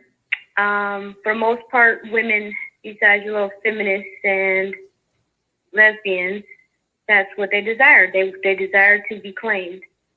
They want a man to claim them. That's. And can I want to say something real quick then about the whole pimp thing. You're absolutely right. Those pimps don't seek out women. The women actually seek out the pimps. I had, when I first got out of the Navy, there was a guy I knew. I'm not going to say his name because he might even be listening to the show. But me and this guy, like, we used to hang out. And one day we was like, you know, let's go to the grocery store and get some beer, right? So we're at the grocery store getting beer. And, you know, in comes a woman, and this woman is fine, right? He just walked up to her and just started talking to her, right? The next Friday night, this guy, let me tell you how he made his living, too. He made his living when he got out of the Navy by throwing stripper parties at his house. He would have all these strippers come over to his house, and he would actually charge a cover charge, you know, and the guys would go in his house, and the women would pay him to come dance, but they would pay him because they knew they could make all their money back in tips, right? Within 5 minutes, he had that girl coming to his house the next Friday to strip at his house. He knew nothing about her. He just walked up to her and started talking. So yeah, women seek out pimps, and a lot of times it's because that pimp he plays a role of like protective provider. They don't want any responsibility, like someone said earlier. So they don't want to keep track of their money. They don't want to keep track of paying their bills. They just want to be their children. They just want to be free and clear of any responsibility. And that pimp tells them, okay, yeah, I'll take care of you, you know, but you know, you're gonna get out on that stroll when I say so. And you're gonna make sure you bring my money, and they don't care because they knew they were gonna fuck anyway. So that's why they say, you know, well, I might as well get paid for it. They don't mind being paid for sex. They don't mind being prostitutes. They just don't want to have to figure out what to do with the money once they get it. They don't have to worry about managing their bills or any of that. They're fine with selling their bodies, though. They don't value their bodies, and most of the time it's because they have been traumatized as children. Go ahead, Kendrick. Let me ask you this, Chris. If that being said, so what happens? Because I'm trying to ask you an educated question. So what happens when that lady can no longer use her sexuality to get what she wants? That's it. She gets a job at Walmart. After that, you know what I mean? And it's sad that I was drawn to this conclusion, but it's like, no matter how I look at it, it's like when you're dealing with women, they're a lot like an item at an auction that's, you know, for sale to the highest bidder. That's just how I'm supposed to look at them. Whether she's trying to play the prostitute role, the housewife role, the getting a job and moving up the career role, whatever way she's going to use her sexuality. That's just like her nature. Like, you know. But when you the neighborhood master for 40 years, what can you offer the man who been getting himself together? 40 years is not that. It's not their lifespan. It's not that long for them actually. Women prostitutes are basically like rental cars and rental car companies. Everybody wants to go to rental car companies and drive that brand. They want to rent that brand new, Lexus or Mercedes or whatever. But after a couple of years, they can't rent it out anymore. So what do? They try to send it to auction and sell it. And when they can't sell it, it ends up in a fucking junkyard or getting crushed or something. It's an appreciating value. You know how you look at it. It's all around appreciating value. So ain't no need of them getting mad then. If you've been at that Kendrick, they don't get married. I don't know what your hang up. I don't know why you're still hung up on that, but they don't get married. They don't even seek marriage. So I said they don't get pissed off and mad. M-A-D. I ain't said that about marriage. Don't get mad at the fact that you done did X, Y, and Z all them years. Now you want this good, decent brother to come along and sweep you off your feet. That's what I'm talking about. You know what, Ted? Nobody gets mad. They don't get mad. The answer to all that lies between understanding sexual marketplace value. A woman's sexual marketplace value is always going to be between the ages of, say, 18 and a good 28, as late as 30. After 30, it's all down there. You know, I mean, it's a depreciating value. You know what, guys? Let me interject for a minute. Let me interject for a few minutes. I got to go. They don't believe this. Let me interject, guys, for 1 minute, then I have to go. But also an issue that you see, Kenneth, is you talk about microchimerism. You know, a lot of times these women that have allowed men to emit their semen in them, they can have a baby by one man, but the baby can have the physical characteristics of another. Exactly. That's what I'm saying. And that's so I've seen it all the time on paternity court. I'm actually going to be a show on paternity court at some point. But to me, it's very insulting to a man. I see these sent on paternity court, and after the one woman that slept with other men, and he said, "I'm gonna step up." And I said, "Look at this goofball, man. He don't have enough dignity within himself to say, I don't want a woman giving her body to another man, which is a form of cuckoldry." And he said, "I'm gonna step up to the plate." That's part of what we call simp culture. And a lot of these have been raised by single women. And they do it because they do it to placate to the need based on what mama would say. They don't do it based on principle, because men do it based on principle. They do it based on how mama would tell them to do it.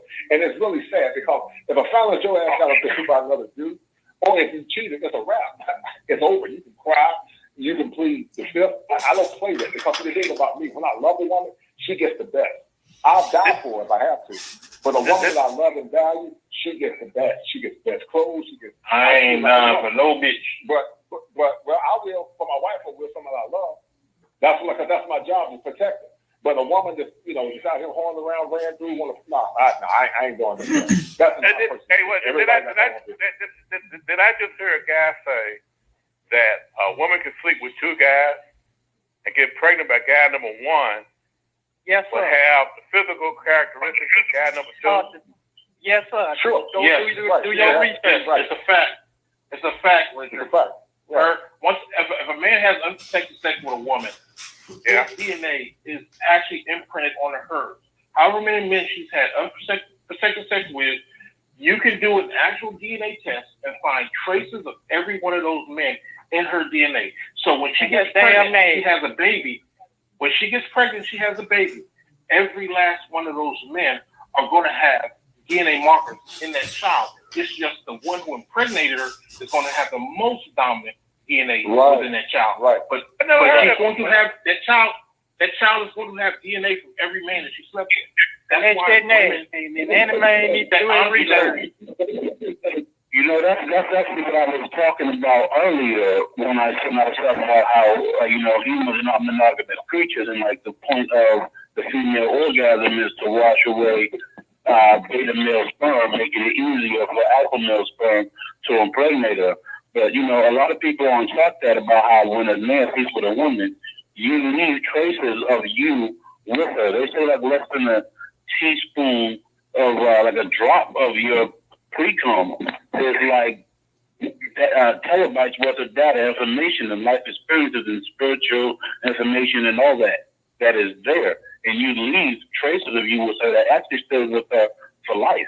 You know, And that's according to nasty. spirituality, you stay with her for life. And the funny thing is, I think women need to be taught this, because you got a lot of women today who they think, oh, I'm going to just meet some random guy online. I'm going to fuck him real quick, you know. We're going to break up or fall out. I'm going to block him, and I'll never have to see him or hear him again. He's with you for life, whether you put him on block or not. You know what I mean? I think that's so you're saying 10 years from now, that woman can have a baby that looks like that guy because of the DNA that's embedded in her. Yes, sir. What you think happened to that sperm? That sperm don't never leave that woman's body. She don't exit sperm. Come on, man. Think. Every time a man neck, that sperm going somewhere. Hey, Richard, they've done autopsies. They've done autopsies on a woman in her 90s when she died, and they found the DNA of a man's sperm in her brain. Who cares about a 90-year-old woman? No, that's the point, Richard. It stayed in her. The point is, it stayed in her, Richard. It didn't matter how old she got. You asked 10 years. I'm answering your question to help you get beyond 10 years, that even at 90 years old, it was still there. So there's a guy in the chat who keeps asking, what's a good wife? So part of a good wife is bringing a clean uterus. And if you have a woman whose uterus is filled with another man's DNA and she even has it in her brain, then she's already taken herself off the list. So for the question who keeps saying, what's a good wife? And he keeps saying it's subjective. If a wife doesn't bring you a clean uterus, she's already diminished her value, because microchimerism, hold on, Mo. Hold on, Mo. Microchimerism is real. And when I first heard about it, it was from someone who actually is a biologist and told me that they found it by accident when a woman was giving birth, and they found the other DNA from some other guys from her past. It wasn't a husband's, it wasn't a baby's, and it wasn't the woman giving birth. So anyone who thinks it's a rumor, it's actually real. It's just a recent discovery. So they don't talk about it. They haven't talked about it as much, but it can, because the DNA is in the woman's uterus, it can affect the fetus, the embryo of a child from her husband, even though she's carrying the DNA of a man or men from her past. So a good wife, to the question who keeps asking in the chat, that's one thing, is a very clean uterus. And if it's not there, she's already getting demerits. Yo, T. Can I say this? Wait, let Kendrick. Hold on. Something real. You said, you know, the clean uterus. That's something that a man should want in a wife. Another add-on to that, which I think isn't discussed enough, you know, and I picked this one up from a metaphysicist by the name of Dr. Phil Valentine. This is also where I learned about the imprint as well. The first person who a woman is with leaves an imprint on her womb as well as her mind. Well, another imprint that gets put onto a woman as well is what's going on between her ears. A lot of times we get caught up on what's going on between her legs. We forget about what's going on between her ears. And what I mean by that is not just her mind, but also her eyes. You know, so who she's listening to. You know, it's not good for a woman to have a whole bunch of men in her ears either, because that leaves an imprint on her mind. And also, who she's giving up. That's true. I mean, this is back in the pimp game. In the pimp game, there's a term that is called out of pocket. And you look out of pocket, from holding out of pocket, it's because she looked at another pimp in the eye. Wow, really? She's not supposed to look another pimp in the eye. And when he can shake you down, take all your money. You know, because, you know, pimps ain't worried about what a woman's going to give away between what's in her leg. He's more concerned about what she's giving away between her ears. If she's giving her ears, she's giving her mouth. If she's looking, Miss Latif. You know. Yes. Yes. Let me say this to you real quick. That's the reason why I told you, and you told me you wasn't offended by the comment I left on that post last night, about that sex being discussed. And now you see where I was coming from, because there's a whole lot of freaky stuff going on out here, Miss Letitia. And I know you in your professional firm, you a matchmaker, if I'm not mistaken. And I believe that's the reason why it's hard for a lot of these men and women coming to you trying to find mates, because a lot of this stuff is going on. So that's the reason why I made the sex a disgusting type of comment. Well, I did not realize that was you, Kendrick, but you are correct. I am to the point where I am understanding the MGTOW movement now, because these women just do not want to listen. I am flabbergasted, because these women do not care. You guys are wasting your breath and your time. They want to do them, be them, and all they want you to do is accept them for who they are and for what they are, and marry them and take care of them. They don't want to listen. So they don't care. I agree. Let me say this to you. We're doing this in hopes that it's like Moses.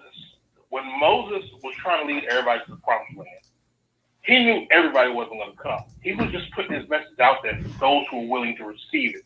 So primarily, we're putting this knowledge out there so that men can receive it, and men can arm themselves with this knowledge to fight this whole gynocentric culture that is taking advantage of them. So primarily, it's for men. Now, any woman receives this information and uses it to her benefit, and you know, she happens to gain something from it. That's great. That's awesome. But this is for men. This is for men. And even with you, I know we had our issues, and we probably still have. But I mean, you got to see now that everything I was saying in the beginning, like I said from the beginning, nothing about my point of view has changed. Nothing. It's all of you guys are now coming around to see that, oh, you know, Chris was right. Chris was right about a whole lot of the things he said. Chris wasn't just some woman hating, some woman bashing, woman hating person. No, Chris is consistent. I will agree. Hold on, let me say, Chris, I will agree. I do owe you an apology. I still don't agree with you calling women bitches just off the gate, but I have to say, I understand what you guys are saying. It's good for you to be calling them bitches really once in a while. No, but okay. Hey, Latif. Hearing that these women are really, hearing that these women, and I'm telling them because I'm seeing them, I'm like, look, ladies, if you want a good man, I'm dealing with high quality men, good men looking for wives. This is what you need to do. Oh, the pushback. Oh, you're a pick-me. Oh, you're internalizing misogyny. And I'm like, why? Okay, if you're going to hate men, if you're going to complain about men, you have to figure out why men are treating you this way. I don't care. No, men need to learn how to do better. Men are not the problem here. I don't have a problem with men. I don't get treated badly by men, but you guys are up here complaining about how you're being treated. Well, then don't you think you should change the men you're dealing with, or change how you are so that you can attract better men, better quality men? You would think. Well, see, no, they don't want to do it. Letitia, That's actually the point of the show tonight. That's the point of the show tonight. So see, they are, what's being ignored is if you become promiscuous as a woman, it doesn't work in your favor. The way it works for a man is not the way it works for a woman. People have ignored that their grandmother and great grandmother who would say, hey, don't be out there running the streets. They told women. They may not have been able to break down the science and how it affects your brain and all that, but they knew it was a bad deal, and they probably saw it but couldn't tell you the scientific behind it. But they understood it was a bad street to go down. Now we have science to back it up. The emotional instability, microchimerism, we have all these things, and it's not, you can't deny it. People can try and make excuses. But the other thing I wanted to say is, what Chris said is 100%. This is so men can be educated. And at the same time, Letitia, if you were not participating in these things that offended you so much in the past, would you have the perspective that you have now? So I understand. Wait, I couldn't hear you. I didn't hear you. I didn't hear you. Are just not going to get it. No. I didn't hear what you are correct. Okay. So there are women who will hear it, right? So now you engage women in a way you were not engaging them before, which is, it's beneficial to you, it's beneficial to women, and of course to men. But you have a different mindset, and you're not the only woman who's gone through Straight Talk in this show and said, I've never heard men speak this way before. Correct. Hey, Letitia, you were on Ted's show one day on one of his podcasts, and you said that you were a woman. Is that right? I said what? You said that you were a Christian. Is that right? Correct. Okay. As a Christian woman, what do you see God's purpose for you? And when I say you, I mean you generically. What do you see as God's purpose for you? For me personally, or for a woman? As a Christian woman, what do you see as God's purpose for you? God's purpose for woman was to be a helpmeet for man, to serve man. Okay. When God made Adam and Eve, No, let him finish, Mo. When God made Adam and Eve, according to Scripture, did God ever acknowledge Eve? Talk to her, did he? Other than presenting her to Adam, no. No, Letitia. In the garden, did God ever talk to Eve? Did he ever acknowledge Eve?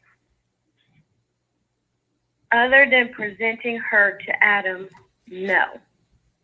Okay, he never talked to Eve. He talked to Adam, but he never talked to Eve, right? After Eve was created, and from what I read, Okay, go ahead.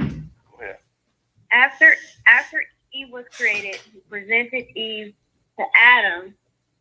There is really no scripture about God speaking to either one. It was Adam giving Eve the directive that God said we can eat of any fruit, any tree, but this one. So God did say that women should be a helpmeet to man. He did say that, right? It's not really what God said, it's what is implied by scripture. Okay, that he told Adam, he actually did tell Adam that woman is to be helpmeet to man. He told Adam that. He didn't tell a woman that. He told Adam that. It's okay. So, but regardless of who he told, that's what God intended. And I use you generically that you're supposed to be a helpmeet to man. That's what God intended, right? Correct. So there's your purpose. Is that correct? According to Scripture. Correct. Okay, correct. So that's your purpose. So a woman who doesn't have a man has no purpose. Is that right? No. Yes. Uh-oh. No. Her purpose is to serve man, whether it's her father, That's not what I pastor. said. That's not what I said. So, If a woman doesn't have a man, I'm not talking about somebody she can point at, but if a woman doesn't have a man in her life, she doesn't have a purpose. Not somebody she can point at. So that's Pastor so-and-so. A man she can talk to, and so on. I think there's a difference between having a purpose and living in your purpose. What's the difference? Difference being, you can take a woman who was refusing to be a helpmate towards a man, and she's purposely refusing to do it. She's constantly refusing to be a man's helpmate. Her purpose still exists. It's just that she's not living in her purpose. Her life choices are outside of what her life purpose is. The life purpose is still there. The life purpose doesn't disappear. It's still there. It's just that she's not living in her life purpose. Well, I think most women are automatically covered by their fathers. That's the solution for Letitia. When she's on these calls with these women who are not doing what they're supposed to do, all she has to do is say, well, are you a Christian woman? 98% of black women are going to say, yeah. Okay, then she says, well, what's your purpose? Just like I would with her. You know, and she'll probably get... They don't care, though. They listen. They don't care. I had a question I wanted to ask the sister. What's your name? Letitia, you said your name is? Letitia? Letitia. So as a Christian woman, right, you agree that a woman her purpose is to be a man's helpmate. Now, let me ask you a question. Do you believe that God made woman to be man's helpmate only if he happens to be a high-value male, or only if he happens to be an extra tall male or extra wealthy male, or what so be, or is it that he's supposed to help the man? Because I think people get lost on that one, man. Because, it seems like the average sister would choose to want to be with the best quality man she could be with. So is it that is she here to be a man's helpmate, or is it a man's helpmate on stipulation? Terms and conditions, rather. Well, she's supposed to be a helpmate to her husband, but she does get to select her husband. She gets to have a say in who will be her husband. And if she desires a man of quality, a man of substance, then she is to be a helpmeet to that man. That doesn't mean just because she wants a particular husband who has particular attributes, that doesn't mean that that doesn't mean just being God saying you a woman is to be a helpmeet, our purpose is to be a helpmeet to a man, doesn't mean we have to be accepting of any old man. Yeah, what? You have to think about man's purpose too. What was man's purpose? To provide for his family and take care of his wife. Man's purpose was to have dominion over the earth and protect and provide for all of God's creation. Woman being that creation. Right. So if a man is not doing that, how do you expect for a woman to serve in her purpose if you're not serving in yours? Technically, no.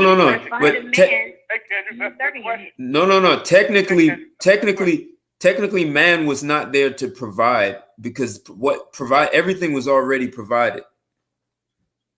Right. Man did not have to provide. Everything was there. Oh, hold on, Ted. They was living in paradise. Man had to provide because God told him to work the garden. That was after the fact. Everything was growing, but it just didn't pop up and pop into your mouth. You got to work.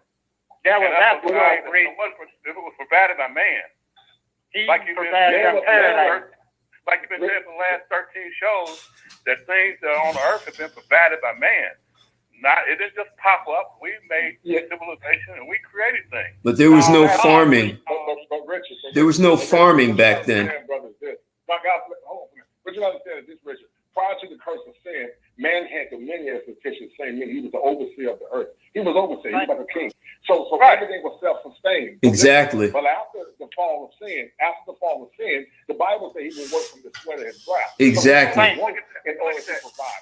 So he was listen, it's under the self-same. Richard, you're not listening, brother. But the concept is still the same. Richard. No, it's not. No, it's not. No, it's not. Right. No, it's not. No, God did. You don't have to maintain it. It's self-sustained, and God made it clear. Adam was supposed to maintain the earth. There was no such thing as farming back then. There was no farming. There was no farming. He still had to tend.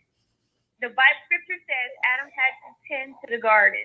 So that means he had to maintain, he had to keep it. That's right. And whatever he was tending to, he still had to take that and provide to Eve. Even though it was already there for them, he still had to take whatever he was tending to and provide to Eve.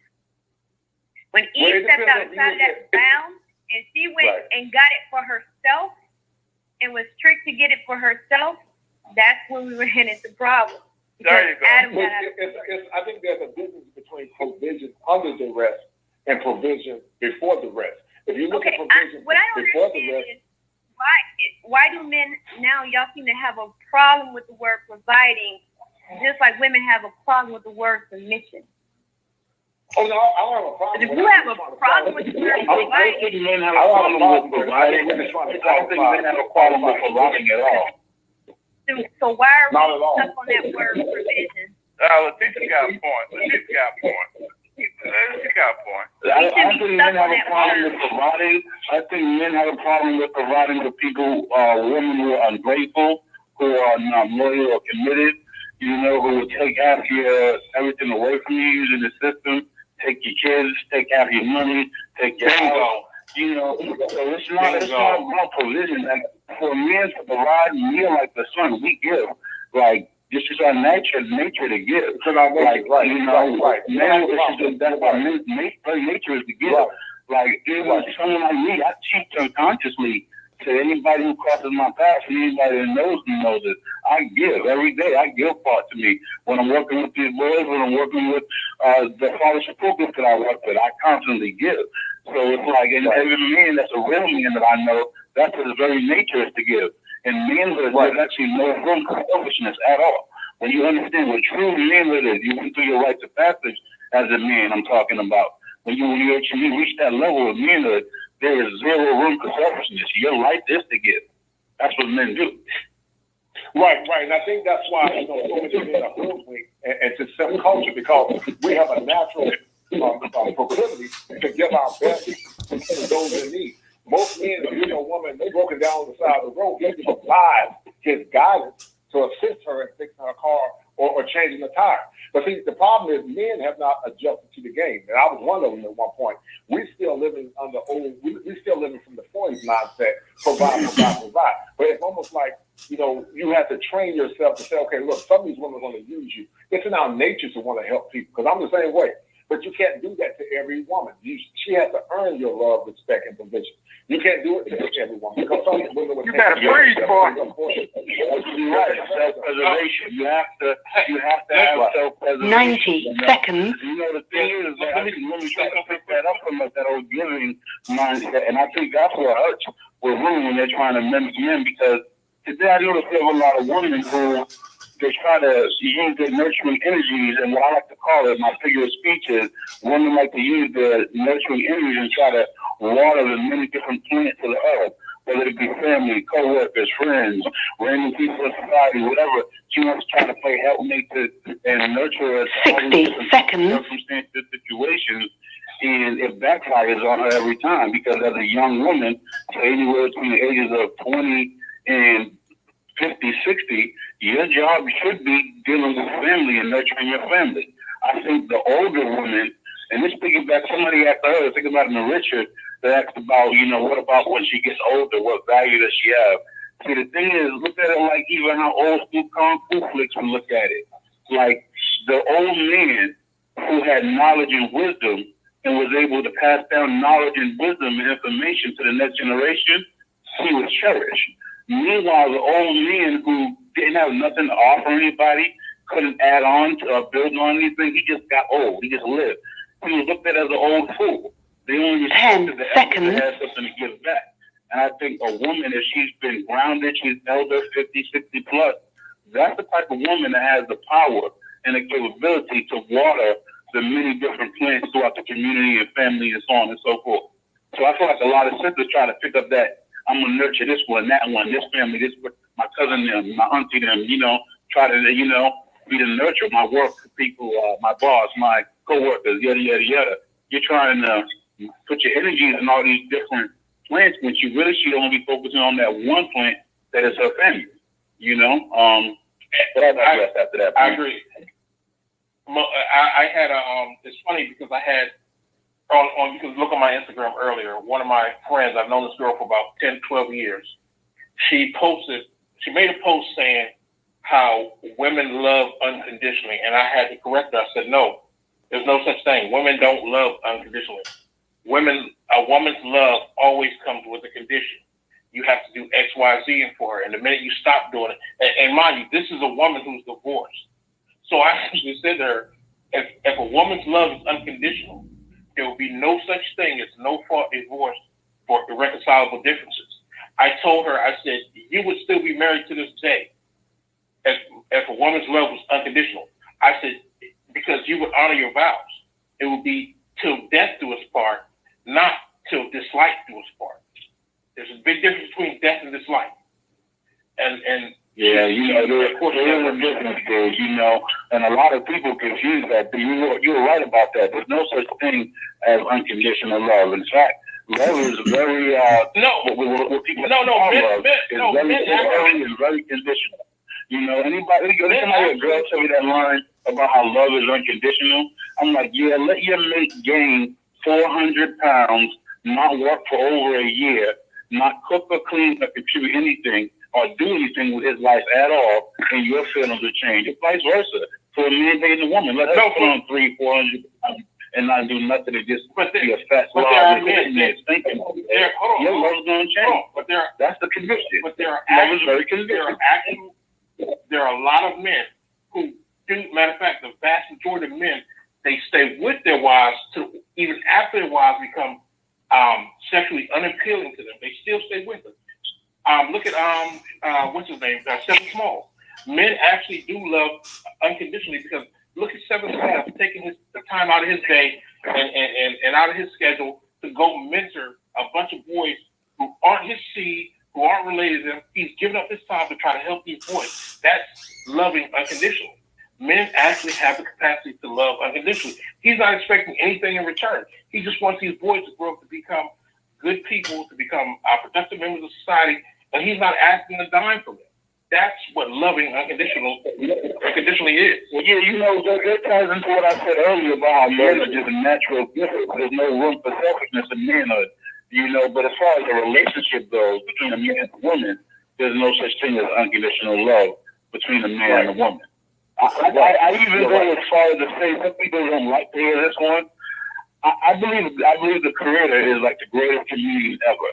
And he made women be able to feel every emotion deeply in ways that us men can't even fathom. Every emotion except for love.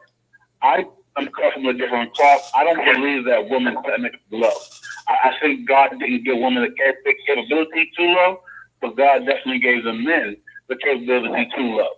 I don't think women love. Women are very self-serving creatures. She only wants to associate herself with things that she personally benefits from. Where men will give, and it's not about us giving to somebody because we benefit from it, because we benefit nothing from the amount that we give. Hey, Mo, let's take. Looking at it from a scriptural point of view, I think there's a serious reason why the instructions say, fathers or husbands, love your wives as you would love the Most High. Because wives, submit to your husbands as you would submit to the Most High. There is no verse that instructs wives to love their husband, but there are verses that instruct husbands to love their wives. Well, and Mo, I think us men we think the woman is actually supposed to love us. It's not her job. Mo, just look at it from this perspective. Hold on. Look at it from this perspective.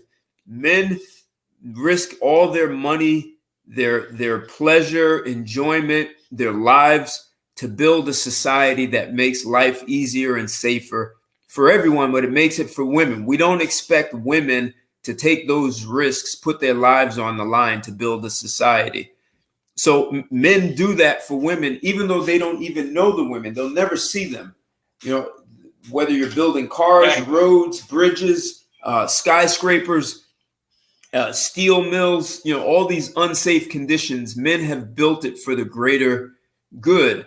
But I think women don't, especially today, women don't ask, well, if men are out here doing all these things and making life easier and safer for us, what can we do to make life easier for men? And women don't even take that consideration. They take it more as an expectation. You should open the door for me. You should ask me on a date. You should pay for dinner. That's your job. And if you don't pay for the first date, I won't go out with you again. You should pay the bills. I'm not doing. You're supposed to protect me and provide. Like, we're supposed to provide. It becomes this entitlement. And if you look at what men have done over eons, is build civilizations without imposing anything on women. In fact, giving them the comfort and safety of being at home with the children. And there just seems to be less appreciation for that. And I think that's becoming a bigger and bigger problem. Well, it's less appreciation too, Ted, because the scripture also says, let the older women teach the younger women. And see, women are very insular by nature. You know, God made a woman with a vagina to receive, but that reception is actually based on principle. Now, Mo Genesis was right. Women love, but they love in a different way. Men love on principle. A man's love is how you respect him. A woman's love is affirmation and affection and emotionalism. And so women of old told women that in order to get an honorable man, you had to honor his headship with obedience, submission, and respect. That's love to a man. Because I'm going to break it down to you. When a woman can love a man when she does not feel like loving a man, and I say feel parenthetically, then that means she really loves him, because women do things by that default setting, which is their emotions. So if she can love him when she does not feel like loving him, that means that woman really loves that man, because that's respect. But the problem now, women are not teaching women to love their husbands and honor their husbands as it relates to honor and respect. You know, because a lot of the older women are competing with the younger women for men, to get men themselves. And so you have a very default community where, you know, the community is in shambles. And you're right. And then some tend to more or less ingratiate these ungrateful, entitled women. And they placate these women and put them on a pedestal. When in essence, when you think about the ones that have been ran through, bad credit, crazy, messed up, you know, and these guys put these women on pedestals where years ago a woman had to prove her worth by being honorable. That's why, you know, virginity was so precious, because that was a woman of great cause. She bought some that was very tangible, her virginity, but also her ability to help that man provide, because in the esoteric, the man is the sun, and the woman is a reflection of the man. She's the moon. The woman is supposed to revolve around the sun, because the scripture said that the woman was made for man, and woman is the glory of man, and man is the glory of God. And I tell people the Bible is more red pill. It's the most red pill book that's ever been written, and people are and that's how I've been able to circumnavigate these maze of perception, because I understand that principle. It's a very powerful book when you know how to apply it. But unfortunately, men don't stand in their dominion, and they allow women to subvert. Exactly. Because what I love with women also is, and something you're not talking about as relates to power. Women only respond to power. They respond to power. You're going to come with them from a power position, whether it's resources, whether it's being masculine, whether it's being strong. You have to deal with them in accordance to power. I'm not saying you're going to be nurturing and loving and all that. But at the end of the day, you have to deal with them in accordance to power. Because if you don't, they will exploit you and they'll take advantage of it. Well, and from what you're saying, Sevens, let me.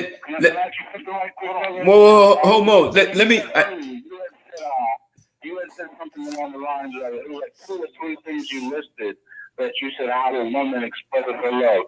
Can you real quickly repeat those 2 or 3 things that you say how a woman expresses her love? Right. So when we look at the conversation of love, symbolically love for a woman is qualified in respect. So when a woman can love a man, she does not feel like loving a man, and I say that parenthetically, that's equivalent to a type of love to a man. A man's love is not You listed like 2 or 3 things that how she expresses her love. And it was like a one-word thing that you said in 2 or 3 one-word things that you use to describe how a woman expresses her love or utilizes her love? Well, like I said, I don't know verbatim, but I will say the one way she expresses her love is through honor and respect and obedience. That's how she expresses her love to a man. And when she can control her emotions when she does not feel like doing it, that's another sign that she loves her man, because she's going against her default setting, which is her emotions. Can I say now, would say honor be another word for like submit or be submissive to? Would you exchange those words? You said those words interchangeable. Submission is actually a duality. Men and women both submit, but we submit in different ways. The woman submits to his authority in order to get his provision, protection, and guidance. The man submits by giving his life as Christ gave his life to the church. He submits by provision. He submits by loving her. But the word submit, and this is something Ted and I had a disagreement in the past, but we came to an agreement. Submit doesn't mean I agree. Because when a woman is opening her legs to a man, she's submitted. When a man decides to go out and provide for his woman, he's submitted. It's a duality. Even in the Godhead, Jesus said in the book of John that I have glorified the Father, and the Father has glorified me. It was a duality. It was a submission. They both agreed for the benefit of the Godhead that they had to submit to one another in order for there to be a cohesion in the celestial realm. So submission is actually part of righteousness in order to bring order. You can never have order in a society until someone has to submit. We submit to the laws of the land. We submit to the government. We have to submit. Well, let me ask you this. Yes, sir.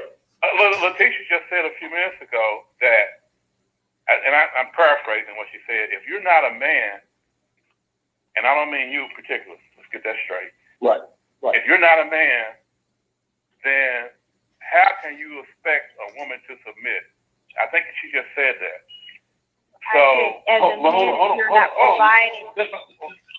Not providing as a man. I want to say something real quick. If you have a problem with providing as a man, how can you have a problem with a woman having a problem with submission? Is what I said. I agree with that. Hold on. No.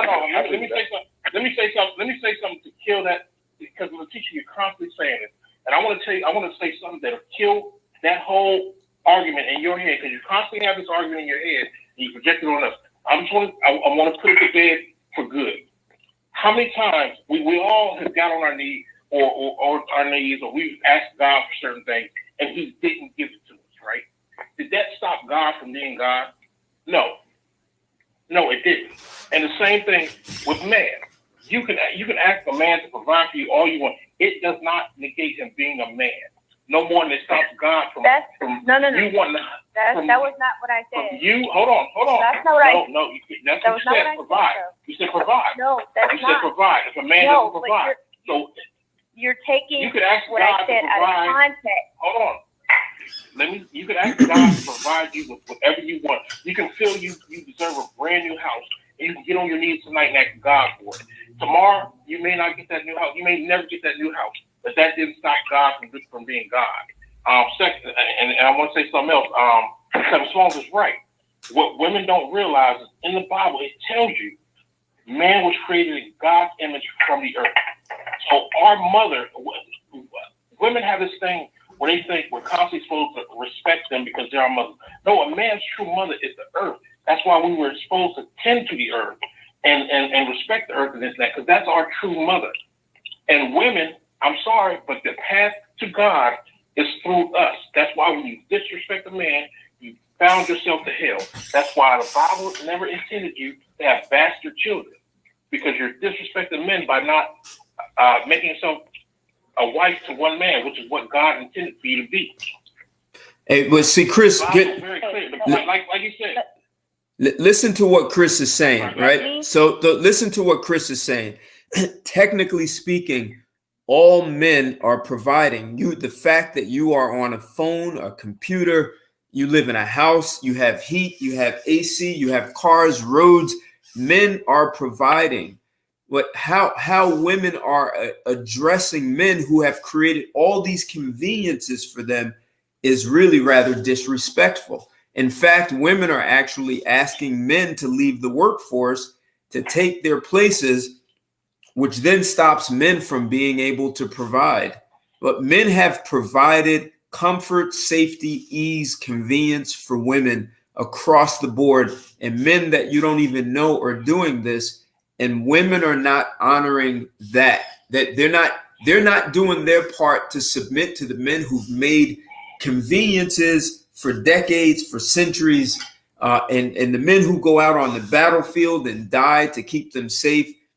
That women are not honoring that, not on a large scale. The amount of women who are honoring that and doing their part to make life easier for men is so small that you don't see it. And when you ask women, what can you do to make life easier for men, you get blank stares. There's nothing, and men are providing already. Let me say this, Ted. Letitia. Okay. Now you're a woman. Now I'm 100% positive. At some point in time, you've used a feminine hygiene project called a tampon, right?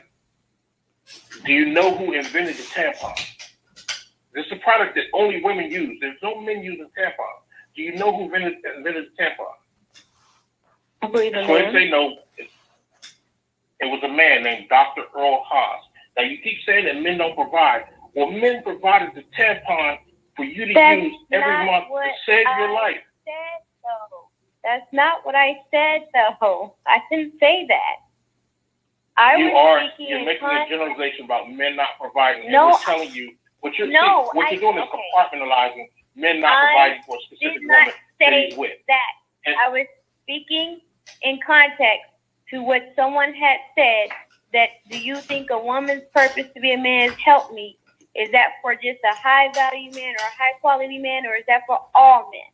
So I was saying, if you are not able to provide, meaning being your purpose, why are you having a problem with the woman not submitting to you and not being in her purpose? And that's what I was saying. You're still not understanding what Ted and I are both telling you. When a man provides, he doesn't. Hold on, stop. When a man provides, he doesn't provide with just you in mind. He provides for the greater good of everybody. So what you're having is a very selfish conversation. What you're having is a me conversation, where we're saying we're not going to benefit just you. We're not going to provide just you. We're going to do it for all, because everybody's going to be able to enjoy this. We want to make the world a better place, whereas you just want your world made a better place. Well, we weren't speaking overall. We were speaking in the context of a relationship. No. Let me finish. A man is going to do what's good for everybody in that house, not just the woman. But he's not. If he is not providing, he obviously is not. He's doing absolutely nothing. If the man is doing something as simple as getting up in the middle of the night and going to see what that noise is, when he hears a window breaking, he's putting his life on the line for the greater good of everybody in that house. So he's providing. See, what I'm saying, Letitia, when I say women don't honor it, men have been providing, and women wanted to turn that paradigm upside down and take men out of their natural position of providing and replace them with women. And if we look at that, that's not working, because women are less productive. There are some jobs where women do better, right? They're supporting men, but for the most part, men are more productive. And women have demanded that we take men out of their provider position and put women in that place. Now the workforce is filled with 51% women.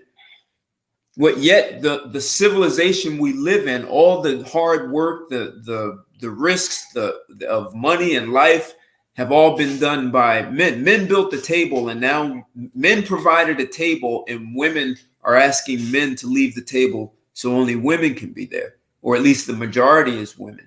And so the honor for what men have done is being completely ignored, because we are providing and women are asking us to leave the position as providers so women can have those positions. So by women doing that, are they making life easier for men?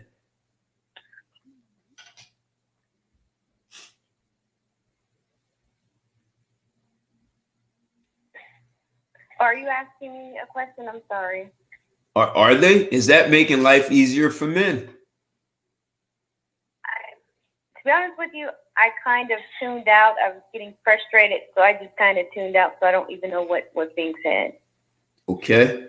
So how does that make life easier for men? That's healthy.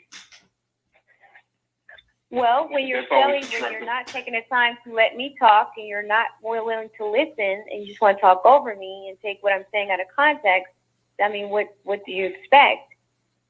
I expect you to listen. I'm going to tune out. I expect you to listen. See, but Letitia, this is actually no. If you're not going to listen to me, no, Letitia, that's exactly what's happening in society. Women are tuning out with men.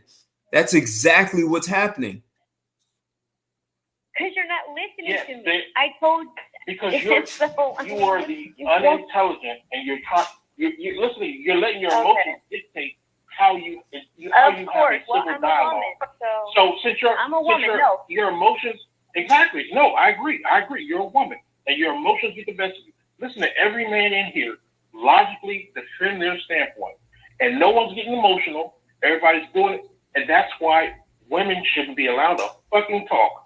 Because you let your emotions get the best of you, and you just shut down. You become unreceptive to any new information simply because someone said something that hurt your feelings, and that's why you shouldn't be allowed to leave.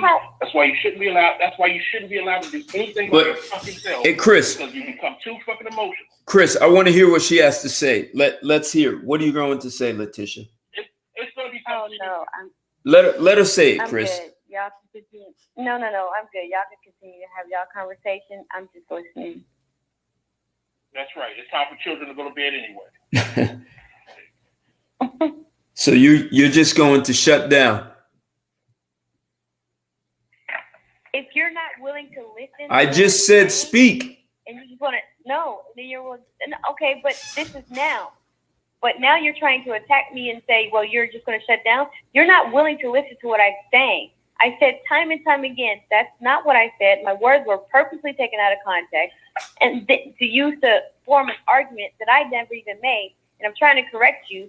And yet you're not listening and you're talking over me. Yet you want me to listen to you. Communication is a two-way street. Men have to not only want women to listen, but you have to listen to us too.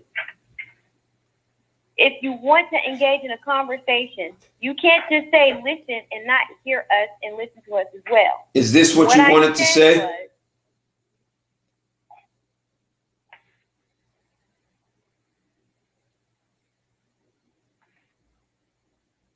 Yeah, that two-way street you talk about. Your conversation. You guys can. What is it you want to? What is it you want to say, Letitia? The floor is yours. Are you going to spend time telling us what you just said, or are you going to say what you want to say? No, I don't have anything to say. I said I'm just listening. There you go. That's the two-way street. We tell you, and you let us know that you heard it. So how do women? Well, let the resident simp talk for it then, since she doesn't want to speak. You guys totally misunderstood what she said. Totally misunderstood. And when she tried to correct herself, she didn't get a platform. And so you guys are wrong. I mean, so what is she saying? What is she saying, Richard? What is she saying? Yeah, please. She's saying, please tell us, since you know. You gonna let me tell you since I know? She's saying, there you go, Chris. You know that straw man shit don't work. Richard, what is she saying, Richard? Okay. She is saying that if a man, the scripture says that she's a helpmate to a man. If a man is not providing for the woman, then that scriptural contract is broken. So why do you say, when I say you, I don't mean you, Letitia. When I say What? No, Richard, we responded to that directly. I maybe you didn't understand the response. Yeah. We responded to that. We responded to that. Men are providing. Men are providing. No question, hands down. Look around. In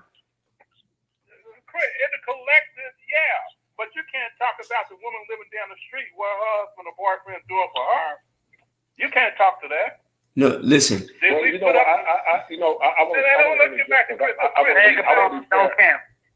I want to interject and be fair to Letitia. I got to go, guys. I'm grateful for the opportunity to speak. I think what Letitia is saying is that within the context of the man being a provider, in clinical social work, we look at primary, tertiary, and at different levels. But I think what Letitia is saying, and Letitia, correct me if you're wrong, they always say that a man that does not take care of his family is worse than an vagabond. And what she's trying to say is that if a man is not providing in the context of a husband and a father, we understand that men provide globally on a macro level, but on a micro level, if a man is not providing in the context of taking care of his family, his kids, then how can a woman submit to his authority when he's sitting on his ass playing video games? I think that's exactly what she's saying. Okay, right. And here's what I'm saying, Smalls. Men have been providing for a very long time, and women said we don't want. No. Richard. No. What has happened is the whole thing of the man as provider is turned upside down. The whole idea of a man being a provider. Kendrick, once you can't talk over everyone. The idea of a man being a provider has been turned upside down because women did not honor it. Not with all women. That's the point. You have 51% of the workforce is women. Okay, not all women. No, wait, Richard. You didn't hear what I said. I said the amount of women who appreciate and honor men for what they have provided is so small, but the majority of women have turned it upside. I said that already. They have no idea what that number is. Let me say. You have no idea what the problem is women have come up with this narrative in their head that men do nothing but sit around and play video games and they don't take care of their families or whatever. And it's so now what we're doing is we're trying to argue against this false narrative that they've created in their minds. And no matter what we say, we can't do it. There's no man out here. As a matter of fact, here's the funny thing about it. The men that sit around and play video games all day long, don't have no jobs, those are the men they gravitate to. Those are the men they fuck. Those are the men that they open their legs to. Those are the men that they give all the gifts to. Those are the men that they give their whole heart to. But the men who go to college, are hardworking men, whether they're blue collar or white collar, those are the men that they pass by. So now we're having to defend. That's why I called you stupid. That's why I called you stupid, because from one point you go from saying men aren't like that, and then to make another key point, you say, well, look, these are how. First of all, Richard, I've always said that there are no absolutes in life, right? Okay, now so yes, ma'am. Okay, yes, ma'am. Okay, there's no such thing at all. Okay, Mr. Ass. Okay, Richard. I'm glad we've established that there's no absolute in life. I don't have to say that every time. Mr. Ass. I'll be an ass. I'll be an asshole with Seth every fucking day. I'll tell you. Okay, good. You're doing a good job of it. But yo, Creed. Thank you, ma'am. But anyway, like I said, we're having this argument that she's saying that what about the men that don't provide for their families? I don't know any men that like that. The only men that I know like that are these Pookies and Ray Rays that they go out and pick. The average man who has a family goes to work and provides for his family. So it's a false narrative that they're creating in their head, like you said, and they're trying to get us to argue against it. It's right. What it is it's a mental. It's mental illness. Isn't Letitia some kind of coach, some kind of online dating coach or something? That doesn't mean shit. Richard, it's not like you. Richard, let me tell you something. You were a 70-year-old sick who couldn't get a wife to save your fucking life, and you can become a dating coach tomorrow. Even you can do it. So you know who my first client would be? It's your dumb ass. It's not like it takes any special credentials to do it. Your dumb ass. And I make so much money off you, I would be able to retire. I'd be able to retire. I would have to work another day in my life after you pay me your psychological fees. You know that? As a matter of fact, the ironic thing is this is a divorced woman trying to tell other women how to keep a husband. Nope, that's not what I do. So, wait. Here's where I think everyone's kind of missing what I'm saying. So the topic of the show is, can a promiscuous woman be a good wife? Right. So before women decided to be promiscuous, you had men protecting and providing, and it was so rare to find a guy who you would call a vagabond or a bum or it was very rare. When women became promiscuous, they started turning that upside down, and here's where we are. Exactly. Yes. Just like I told you at the start of the show, and it's full blown now. Yes, what they thought was sexual liberation was actually them turning themselves into sex slaves, and all they've done is suffer, just like any slave being oppressed by anyone for anything. They're suffering for it. And I'm with you, Chris. Promiscuity has turned our society upside down. Hey, Kendrick, just a quick question, just curious. I'm trying to understand something. Do you think telling women that you're sanctified and all that, do you think that's a plus? I'm just curious.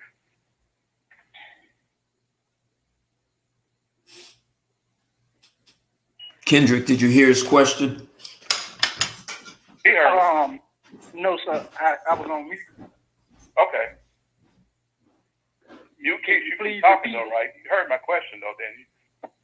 No, can you repeat? Okay, let me repeat it. Sound like a nice guy. Sound like a very nice guy. Do you think that going up to a woman, talking about that you're a 35-year-old virgin, you're sanctified, legal in order, do you think that impresses her? Maybe. I don't know. I'm just being honest with you. I didn't think it did, because in my opinion, it doesn't. These guys jumped about 2 months ago. These guys jumped on me and made me a better person. So tonight, I'm gonna say this to you, and if you get upset, that's fine. I didn't get upset at Chris. I didn't get upset at Ted. I didn't get upset at Reggie, because they made me a better person. Well, we're buddies. You got upset at me tonight. So stop telling that lie. We're still buddies. I ain't blocked you. You blocked me, but I didn't block you. So don't come down there with me, brother. I didn't block you like a bitch. Okay? Now, let me finish, Chris. So, Chris, listen, I blocked you because you were DMing these stupid shit. Okay. Bottom line is you still block me like a bitch. I wasn't DMing. Bottom line is you still block me like a bitch. That's the bottom line. Whatever the reason, you block me like a bitch. That's the bottom line. So Kendrick. Yes, ma'am. Yes, ma'am. So Kendrick, do you think that telling women you're sanctified, born again, 35-year-old virgin, all that kind of stuff, do you think the woman's gonna say, "Where have you been all my life?" In all truth, slim to none. So why do you do it? Me personally, it all depends on who, under the right circumstances, and who the person is. The right woman. I'll tell you this. I agree with Richard. Even the women in church are nothing but a bunch of whores. There you go. So if you're leading off with that, Kendrick, you're gonna have the same response every time. It's gonna drive. What if you go overseas looking for that though, Chris? What I'm not even Kendrick. Unless you are a Muslim. Unless you are a Muslim and a Muslim culture, and that is the only way I can see you leading off with religion and a woman being receptive to it. There you go. Other than that, even if you go overseas and you start leading off with religion, you're gonna dry that coochie up. That's exactly right. Kendrick, I met a man who was a virgin. I matched a man who was a virgin. She was not turned off by it. She felt it was honorable. I will say that a lot of women will be turned off by it, but it depends on the woman. If she is marriage minded and that's what she desires, she's not going to be turned off. If she is just trying to marry you for your lifestyle, for what you can do for her and everything else, yes, she will be turned off. Can I ask you a question? But I matched the man who was about it, virgin. Letitia? Can I ask you a question and you be 100% honest? Depends on what that question is. Hello. How old was this woman? She was, let's see, she's a little bit younger than me. So this was when I first started. Well, you're almost 40, so. I am 40. But she's a little younger than me, but this was 7 years ago. So I was 33. She was in her late 20s. And so it's okay, a woman in her late 20s. A woman in her late 20s. Her options, she's been a whore. Her options to finding a suitable husband are getting slimmer and slimmer, and she's approaching the wall. That's why she was receptive married and divorced. And like I said, this was not about, I didn't say anything about qualification. I just told him that it will be difficult with certain women. But the right woman who is marriage-minded, it does not matter what her options are because you have younger women who are marriage-minded as well. So it doesn't matter about that. It matters whether or not she truly desires marriage. And if she truly, okay, that's fine if you want to call her that. But if she truly desires marriage, Kendrick, then that's all that matters. She's not going to matter. You are going to have a difficult time leading with that. But like I said, it's honorable that you are honest about it. And it's an honorable thing. There would be a woman who would be willing to marry you because she's marriage-minded. She doesn't care about your status, your lack of relationships. So. Well, Kendrick. All those prostitutes we were talking about earlier, Kendrick, those are going to be the women that be like, number one, I just found God and I'm looking for a godly man too. Yeah, so the kind of women that you're going to have to market yourself to are women that have sucked 1,000 dicks. So if you want to keep thinking about with religion, just accept the fact that's what you're going to do. That's what you're going to have to do. She was married for 5 years. I don't believe that. I don't believe that. Well, I don't believe that. Because you don't believe anything about a woman anyway. So, but Kendrick, she was married for 5 years and she was divorced. So don't let them disparage your husband. So he doesn't know. He has a hard time believing any woman could possibly be good. So don't listen to him. Don't listen to him. You keep being led by God. Hey, Chris, I have. Keep being led by God, and you'll find her. Wait, Letitia, I have a question for you. Was that the determining factor, that guy being a virgin, or did you look at other aspects to make sure they were compatible first, and that he just happened to be a virgin, but their compatibility was the primary force that got them together? She just happened to be a virgin. Right. So I matched them based off of compatibility. Right. He was actually interested in someone else that I didn't think was right for him. Right. And I got them two together and matched them up. I thought they would make a good fit. They were very compatible. They wanted the same thing. They both had the spiritual walk, and she was a good, God-fearing, nurturing woman. So, yeah, and they've been married ever since. They've been married since 2014. Okay. Now, time right there. Kendrick, do you understand why I asked her that question? Not really, but maybe you can get me back up to speed. Okay. Whether you're a virgin or you've been with 1,000 women I want to say is irrelevant for what I'm saying. It's whether or not you're compatible with that woman is your priority. So as Richard is saying, if you lead with, I've never been with a woman, that's not as important as knowing that you're compatible and you not being with a woman becomes it becomes a bonus. You follow me on that? I believe so. So you need to find out if you're compatible with a woman. That's your that is your priority. Because you could both be virgins. You could meet a woman who's a virgin and you marry her and you end up with a horrible match. Right. Well, that's still true. Hey, Kendrick, how old are you? You're 35, right? No, I'm 31. I'll be 32. 31.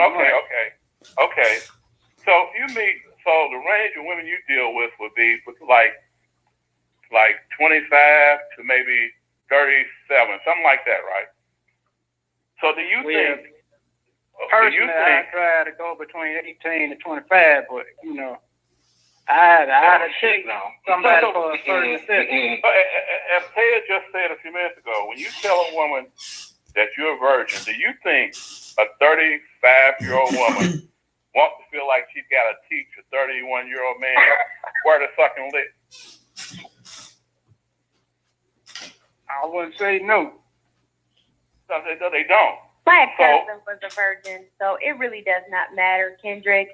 Just know that I think you have to tell a woman, because if she's sexually active and she's interested in you and you're not putting any moves or anything on her, she's going to wonder if you're gay or if you're cheating, if there's someone else. It's going to be unconscious.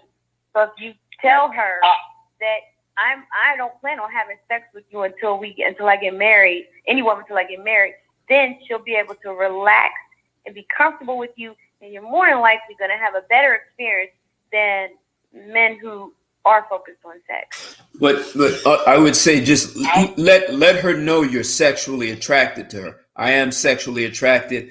This is where I stand on life. So as much as I'm sexually attracted, I'm not going to cross this threshold with you. But women need to know you're sexually attracted, because you'll get dropped into the friend zone and you'll be left there. And I know a lot of women say, well, why are men so quick to move on a woman sexually? Because if you don't, women don't, like Letitia just said, they don't know what to do with you. So they just park you in the friend zone. Yes. And as to add on to what Ted says, you don't have a very domineering sort of personality. Women want to be dominated. They don't want you to be unsure about yourself, because they want to know that you can protect, provide for them, all that other stuff, right? Oh, that's gonna come with it. But you gotta know what you're doing. Hold on. The one thing you have to do before that is you have to be a very dominant man. You have to let them know that, when I say shut the fuck up, bitch, you shut the fuck up. You have to be willing to put boundaries. You have to be willing to have this just very strong personality, and you don't have that, Kendrick. I'm sorry. You have this very soft. Because I'm listening to you right now. You have very soft spoken way. Listen to him, Chris. Listen to him. He's telling you the truth. Chris, because when I come out with that Glock, Chris, trust me. I don't care about Glock. Kendrick, you come to me. I help men get married. If you have to have a Glock, you have to have a Glock to have confidence, and the way that you talk to people or talk to women, then you just prove my point. But what I'm saying is, I ain't no fool though, Chris. Folk out here doing no, you are a fool. You are a fool if you're not being receptive to what I'm saying. If you're not being receptive to what I'm saying, you shouldn't need a Glock to be able to confidently talk to women. No, not for this. What does your Glock have to do with that? Protection, yes. You got crazy women out there like you got crazy dudes. I'm not talking about personal protection or fight nobody. I'm talking about. But Kendrick, you don't protect yourself by coming out with "I'm a Christian" and "I'm a 35-year-old virgin." And everything goes along with that. That's not how you protect. Women don't look for virtue in men. They don't look for that. They look for integrity, not virtue. We're supposed to look for virtue in women. So when you come off as virtuous, like I've never been slept with it, or I go to church every day and all that, women don't want to hear that, because that's not your job to come off as virtuous to them. They're supposed to come off as virtuous to you. So what happens is, if you wind up in a bed with a woman like that, or a woman thinks rather, if you get in the bed with her, you're gonna say, "Well, baby, don't do that. Wait a minute, no, don't. What are you doing?" That's what women think you're gonna say. They want to get in, and Ted will probably agree with this. They want to get with a man who is sexually uninhibited. Somebody who's been sexually promiscuous all his life too. That's what they want. They need to become a promiscuous man. Letitia, you're telling me? Yes. I think you're right, Chris. She's telling me you better get a man who doesn't know what the hell he's doing, and one who knows how to happen. I don't know. That's what the Bible calls them, hormones. You can call them hormones or whatever you want, Kendrick. That's what the book say. I ain't gonna argue. I'm gonna tell you this. I'm gonna tell you this. No woman wants you when you get her in the bed. You're asking, "Oh, do you want me to do this? Do you want me to do that?" Yeah, no. Right. They want you to get in bed and take control. Well, you get in bed and you just shove your dick in her mouth. He might when just you get in bed, naturally you know shove what your to dick do. in her mouth. My You do whatever. dog knows what to do. My dog knows what to actually do. My dog knows. Don't listen to them kid tricks. Don't listen to them. Look, I have matched. It's like Letitia right now. If Letitia was right here, I I have would matched slap my Letitia and ex-husband. shove my dick in her My ex-husband. I wish you would. You get a pan across your face. My ex-husmand was And you know what? a virgin, and wrap he it was back in your fine. head and He was just the best lover. shove it further in. Kendrick, my ex-husband, was a virgin when we met, and he was the best lover. So I don't even want to hear that. You will know what to do. Don't listen to them. They're going to steer you wrong, and you doing right. Follow God's voice. Follow his purpose for your life. If you need some help, come to someone who is experienced in getting people matched. Hey, Chris. Don't go to that. Now, Kendrick. Now, Kendrick. Hold on, Chris. No. Now, Kendrick, ask Letitia how many virgin Christian men she's chasing. Ask Letitia how many I virgin wouldn't men. mind if a guy is a virgin. It wouldn't bother me. Right.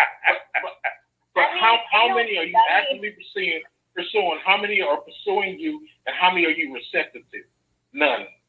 There's Because there's none who are pursuing. Hey, I'm a virgin. Can I tell you, if I could get into the Lord, your pussy would drop like the Sahara.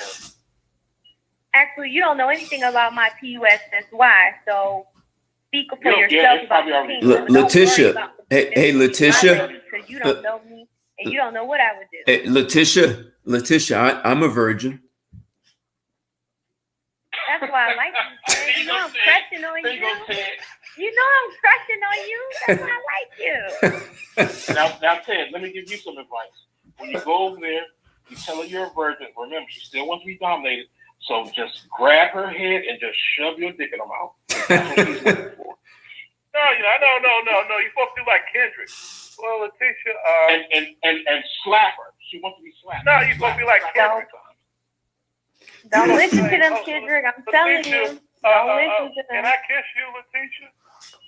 Can I put my hand on your leg, Letitia? You guys exaggerating a bit. You're exaggerating on Kendrick. Come on, you all are giving him no credit. You're giving him zero credit. Exactly. Kendrick, there's a reason why women have rape fantasies. There's a reason why women have rape fantasies. Okay, they don't envision virgin Christian men coming to rape. So Chris, you tell me I should just run up and do that to a random woman, then snatch her butt and go on back to have a bar and do that. You can do whatever you want as long as you're willing to accept the consequences. That's what I'm saying. So I know I'm going to jail. I already know I'm going to get jail time.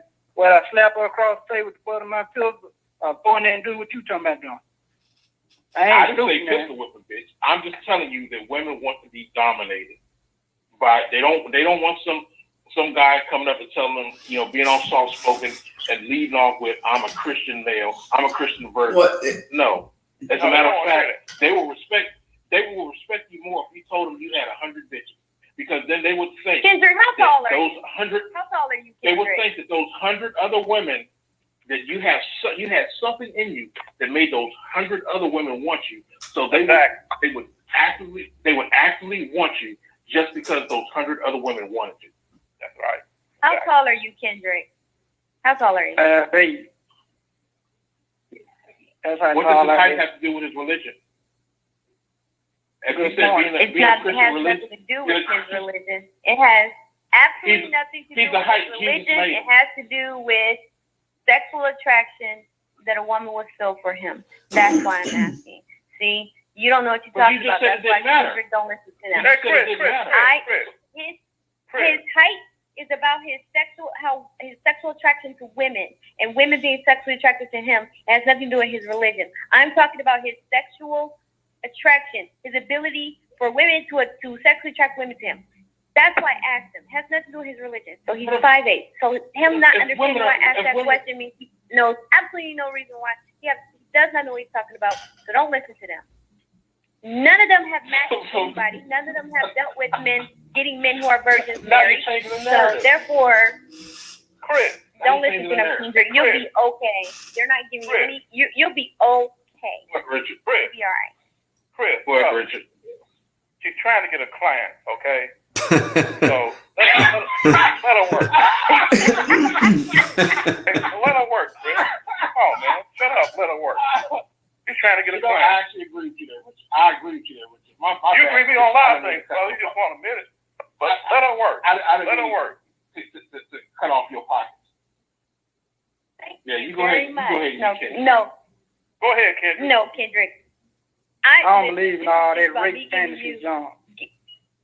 Right, I get that. You don't have to believe in it. It's what women believe.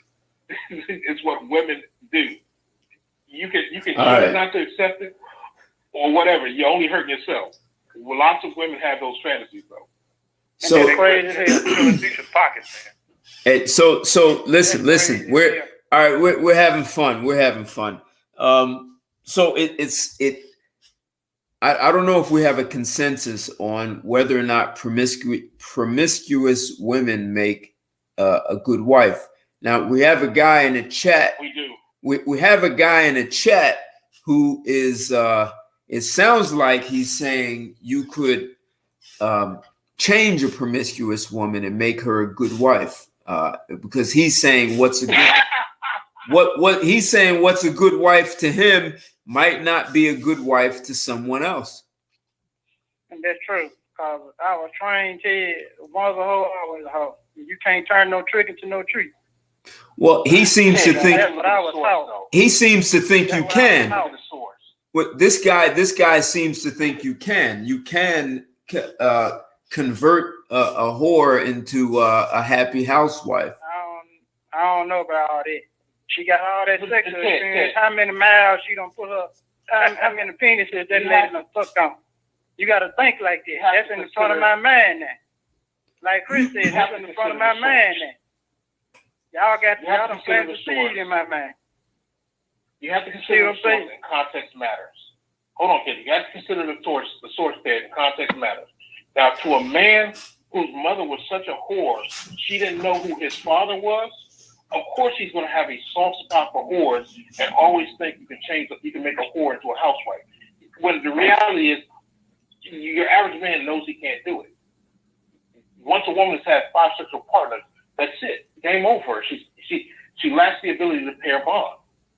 She's a whore for life. Okay. All right, wait. He just cleared it up. He said you can't make a hoe a housewife. So he just cleared it up. Okay. So it seems like we have a consensus. I don't think there's anyone, whether on the phone line, and unless Letitia wants to tell us otherwise, or even in the chats. Is there someone in the chat or anywhere that says you can take a whore and make her into a great wife? Think about it, because that Mia Khalifa. I wouldn't know. I would not know. I'm not a man. I don't marry women. I'm not lesbian. So you got to ask a man who's married a whore and see how that marriage worked out. Prime example, that Anna Nicole Smith. Emmett Smith. Anna Nicole Smith too, please. Anna Nicole Smith, yeah. Anna Nicole Smith. It's you can't do it. You can't do it. The only way it works is if that whore knows she doesn't have any other option. She's not staying with that man because she loves him. She's staying with that man because she has no other options and she doesn't want to die broke and miserable. Her high Melania kicks Trump. in, and she exactly. Melania Trump. I agree with it. Melania Trump, perfect example. She knows she's a whore, but she knows she can't get anybody better than Donald Trump, so she's not going anywhere. Meanwhile, it's blatantly obvious she doesn't love that man. Okay. Mm-hmm. Well, I mean, if So, Chris, my better odds right now is just stay in monk mode for a minute, ain't it? I would say that's a better option, but that's me. the kind of women you're looking for, Kendrick, they if they don't exist now, they're not going to exist 10 years from now. So if you think that you go into monk mode now, and then 10 years from now, all these women will come up, no, it's not going to happen. 10 years from now, you're not going to have these virtuous group of virgins who are just walking around preaching the goodness of the Lord. No, it's not going to happen. well, That's probably even bigger. You had to go back in. You had to go back in time, Kendrick. You can't go in the future. You'd have to go back in time. What you looking for? I think now would be the time for you to start focus on finding a wife, because if you're trying to wait, I don't know why you're still waiting, but if you're trying to wait in 15 years, it's not gonna. Here's what you need to do, Kendrick. I'm giving you a perfect plan. I mean, the perfect thing that you need to do. So what you need to start doing is swallowing the red pill and mix-out yourself and work on self-actualization. Now, during this time of self-actualization, what you need to do is go back to college and get you a PhD in physics, right? And then invent a time machine and travel back to, say, like 1920. no. Yeah. Slightly before 1920, because they started whoring. They started whoring in the 20s. So you got to go back before. Just maybe the 1800s. No. 1918 is fine, but just don't go to 1920 because something changed. There you go. And here's the thing, Kendrick. I'm willing to help you pay half on a DeLorean to do it. Chris, We can do what you do right now. We can find that DeLorean and use that PhD in physics to make this DeLorean travel back in time, and you can get you a good Christian virgin woman. Look, right now, He's right. It's red pill. If you're looking for the future, it's not happening. He's right. You got to go back probably 100 years almost to find what you're looking for. Chris, women don't think that way. They're not impressed with yourself. No. Technically, I'm in the point of transgressing, Chris, because this red pill rage, it ain't no joke, and that's why I'm in right now. Well, okay, so technically, I know a young lady who is still a virgin, older. She's a little bit older, but she's still a virgin. She's church going, and so what state you live in? Because I can hook that up for you if you want to watch. She's still a virgin. Cause Sam, I'm gonna be honest with you, everybody on this call. I just completed 4 years of therapy not too long ago. This I think it was this July.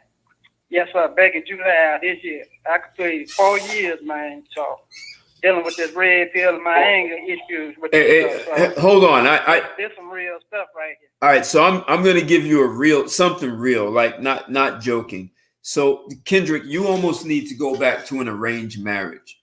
So you instead of going back in time, you're gonna have to go back to a tradition, and you're going to have to use your network, your pastor, your family, who can support you and connecting you with a couple of women who are virgins, because you're going to be better off marrying a woman who's probably 10 years younger than you, and it will be easier to find a woman who is a virgin. And it may not be in your church, it may be through a network of other churches. Someone's going to know someone. Churches, they talk. That you're going to have to do almost a semi-arranged marriage where someone brings a virgin to you or brings a couple of them and you choose, but they exist. Get a matchmaker, Kendrick. I'm going to be with the sister, though, because I've been an usher for a long time, too. So, you got to take all that into account. I wasn't in church, playing church. No. I'm saying pray for, you know. You need to be active. Yes, you need to have people working for you. It needs to be like an arranged marriage. Your family would be out working, finding a spouse for you while you're growing up. You're trying to do this on your own, and just because you work in a church, that kind of means nothing. You need a network where people are plugged into areas where you won't see everything. True. You need a matchmaker, basically. And there are matchmakers now, specifically for Christians. And I'm telling Christians you that all the women, women that are Christian and want to be matchmaked, they're going to be fat. They're going to be undesirable to all other men, just as long as you're willing to accept that. So you can't. You're not going to have. You have to accept that you're not going to have this myriad of choices when it comes to finding a Christian virgin woman. You know, she's not going to be attractive. You know, in shape, and she probably won't even be childless. But you know what? To be honest with you, unless she's very young. I'm even willing to deal with Catholic Mexican women, Chris. How would you feel about that? How would you feel about that? Yeah, go across the border and find you a bitch that don't speak English. And I would say keep her across the border. But Chris, yeah, you have to keep her across the border. But Chris, isn't their religion mostly Catholic? So she talked to Letitia one time. Whatever.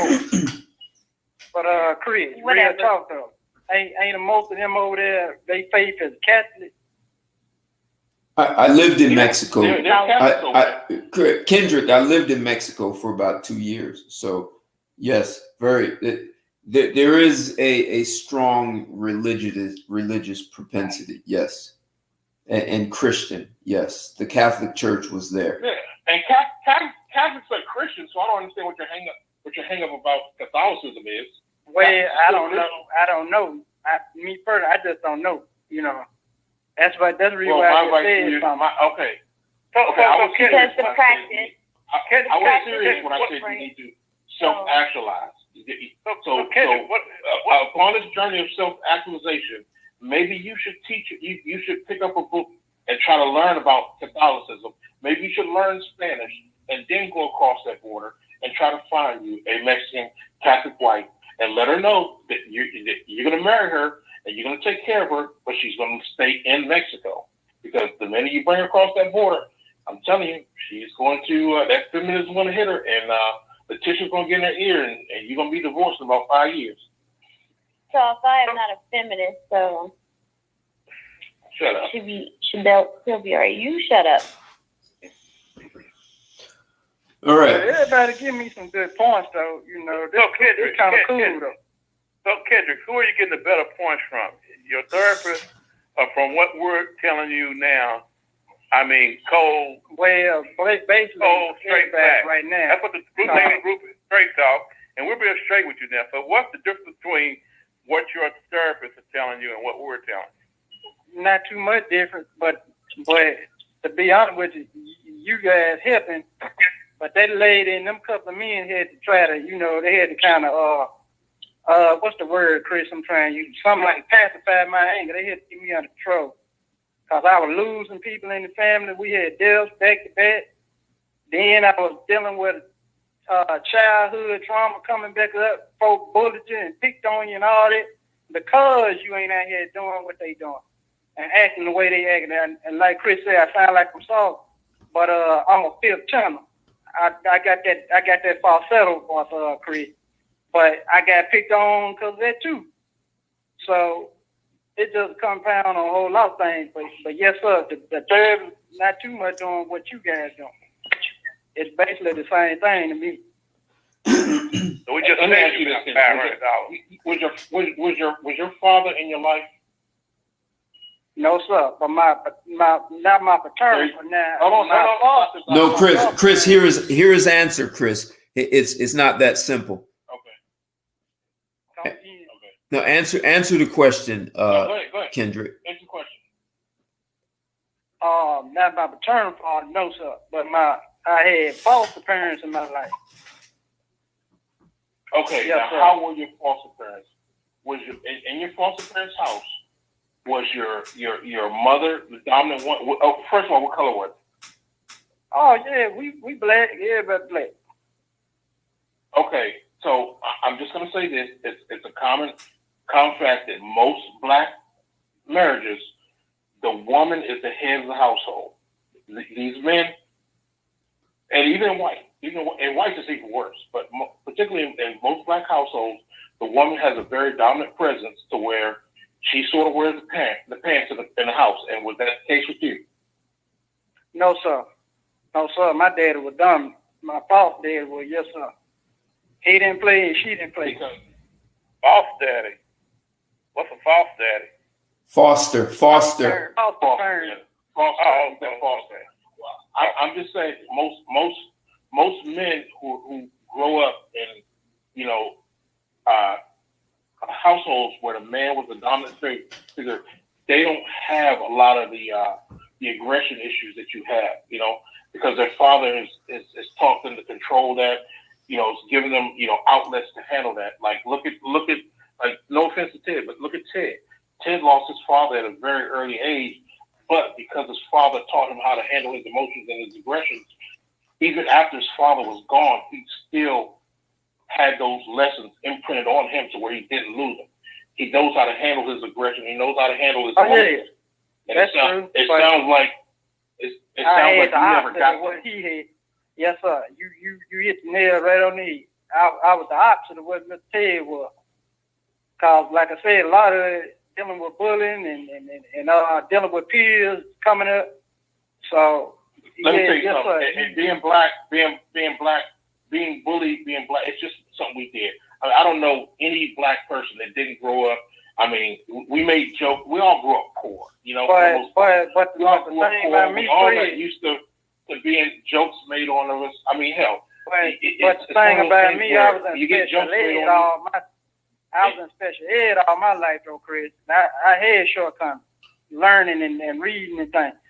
But I didn't get that from no other ethnicity group, Chris. I got that from our kids more than I did from any other group. Right, and I got it from black kids. And like I said, I don't know anybody else. I don't know anybody that didn't get it. I have friends that are considered functional retards. And I mean, they didn't stop me from fucking with them. But rather than getting mad and wanted to climb a clock tower and break out a sniper rifle, they just made jokes back. But me, I'm the type to pick up a chair and knock the hell out when them kids take. And for a long time, I struggled with it, Chris. I got to the point where I started fighting back. And once I started picking up something and cutting them and sticking them with something, they bagged up on me, Chris. That's the thing. I mean, they think you're weak. I would prefer you learn. But okay, that's another thing when I say you need to self-actualize. I would prefer you to develop your mind to where you can combat those people intellectually versus physically. Because if you do it physically, you do it enough or to the wrong person, it's just going to send you down a path of prison or jail or somewhere you don't want to be. So I would rather you pick up. I would rather you self-actualize, pick up a book, learn something. Like I said, get Rosetta Stone, learn Spanish, then go across the border to Mexico. That's what you need to do. Well, but you have to build yourself up. The other thing, Chris, to what you're saying, to add to what you just said, right?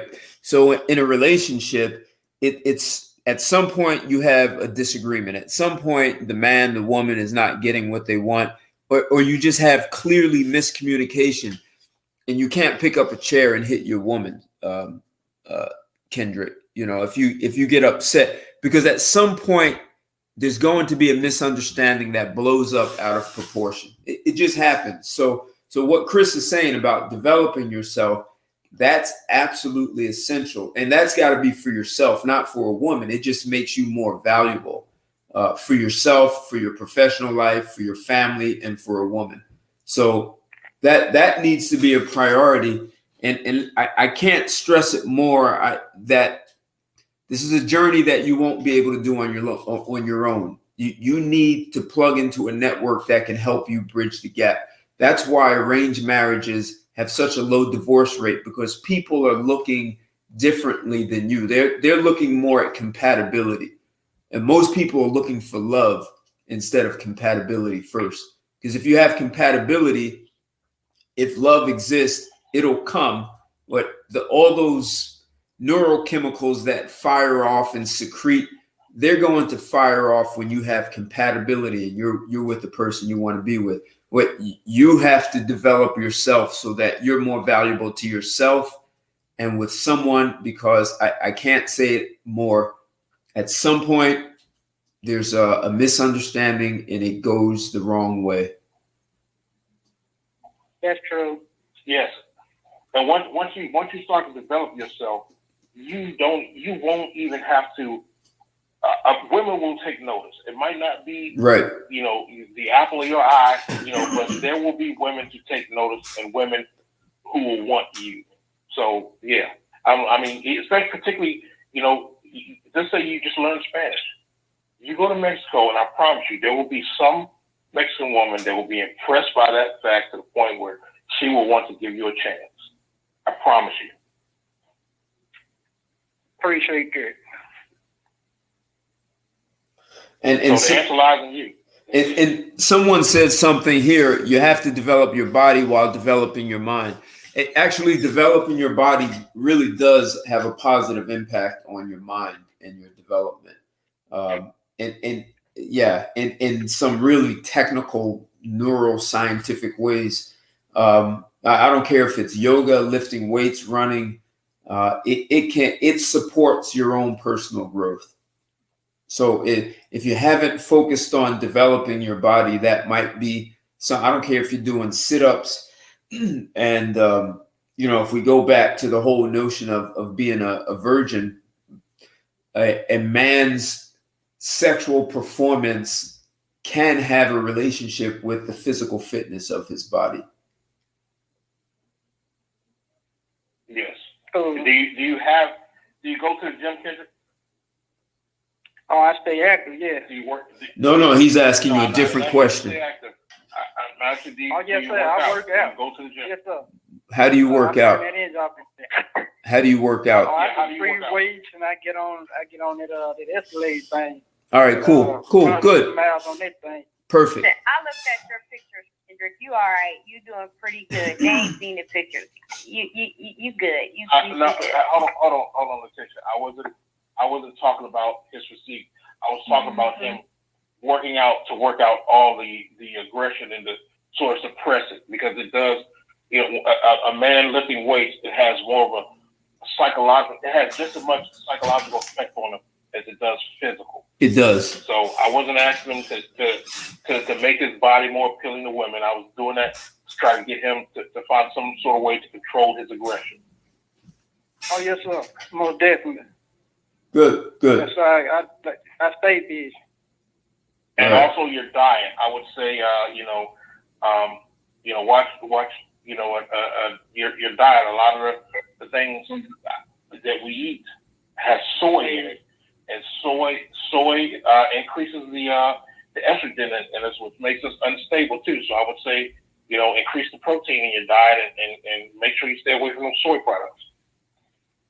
Gotcha. Cause I do try to eat clean, pretty clean.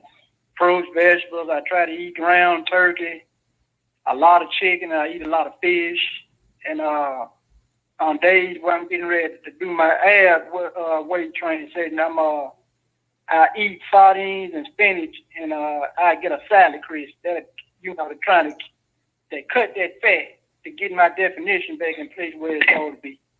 Perfect. So Good. I try to be real careful what I eat. All right. Good. Yeah, I think for the most part, your problem is that since you've been in church, you've had so many people lie to you and tell you, just wait, God is going to do this, God is going to do that for you. And so you sat around and you waited, and you're like, wait a minute, God hasn't done anything for me. And that's what's caused a lot of your anger. And I'm sorry, if you're in the church, a lot of people in the church are just going to constantly lie to you and tell you that. And I would say that God gave you the tools to go out and do for yourself. So if you're constantly sitting back waiting for God to do something for you, it's not going to happen. Cool. Got a point. He's got a point, Kendrick. We'll listen to him. He's got a point. I can't disagree with that. I can't either. But at the same time, I ain't gonna sit on anything and everything. You don't have to, but you should be active in pursuing a wife instead of just Oh. waiting. Waiting gets nowhere. Right, exactly. Most definitely. But for what's out here, no sir, no ma'am. I got to look elsewhere. Scare you. I just got to look Well, elsewhere. look elsewhere. Okay, well, look elsewhere, but you do have to become active in dating, in pursuing. You have to do something about it. You can't just wait. It's not going to happen to you. A good wife that you want, she's not going to fall out of the sky. Oh, So I you have know to do that. all the things that Chris and Ted is telling you, and you have to put in your mind that you have to go search for her. I know that too. And then when you get her, you make sure you beat her. Don't do that. Hey, remember, Don't do Kendrick. that. Hey, Kendrick, remember the Bible says a man who what? Find Man. it the way, find it a good So, thing. so you gotta go out like what Tisha That's said. what You you're gotta supposed go to. out and you gotta And that's look. not the only Man. part. He also obtained favor from the Lord. So remember that part. That's key.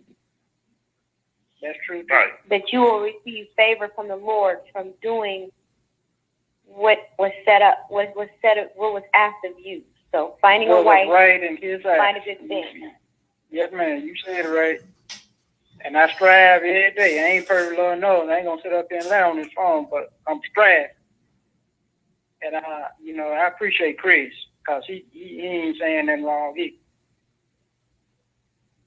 Good. Beating There you go. do not Hopefully you take do something simple as get a diary and keep track of your personal thing. Write down what you want to do. What you want to accomplish, and just keep track of those things, man. And till you've knocked out that list, and then when you knocked out that list for yourself, create a new one and keep working on yourself and the things you need to do to get that woman. Like I said. Simple as learning Spanish. That should be like number one on the list. Getting a passport, whatever, understanding, getting books and reading up on Catholicism so that you can have a religious talk with her, regardless, because that's very big to Mexicans. I can tell you that right now. Because Catholics, they will not marry you. You are not allowed to get married in a Catholic church if you've ever been married before. So if you've ever been married and divorced, I'm not even sure if you're a virgin, if you're not a virgin, if you can get married in a Catholic church. But I think you have to even be a virgin because they're very particular about that shit. But I would say get a book and read up on it. I'm not doing it because I don't give a shit. But I would say you want to go across the border and marry a Mexican woman who's going to be Catholic, you should be getting a book and read up on those things. So that's 3 things on your list right there that you could write down and start to work on yourself. I mean, that's good, man, because you kind of opened my eyes up to some other possibilities, you know what I mean? So I always was a kid, to kind of thought outside the box. So I appreciate that, man. Yeah, no problem. Hopefully it helps you. I sure do. I really do. I appreciate it. Take Richard with you.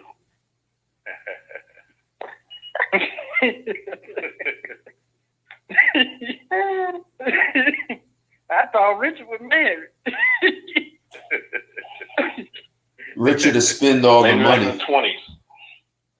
Oh, Richard ain't married. No, No. I'm not married. I've never been married. I thought To Richard was Mrs. Palmer. He's married to Mrs. Palmer. None of these guys that are talking have been married.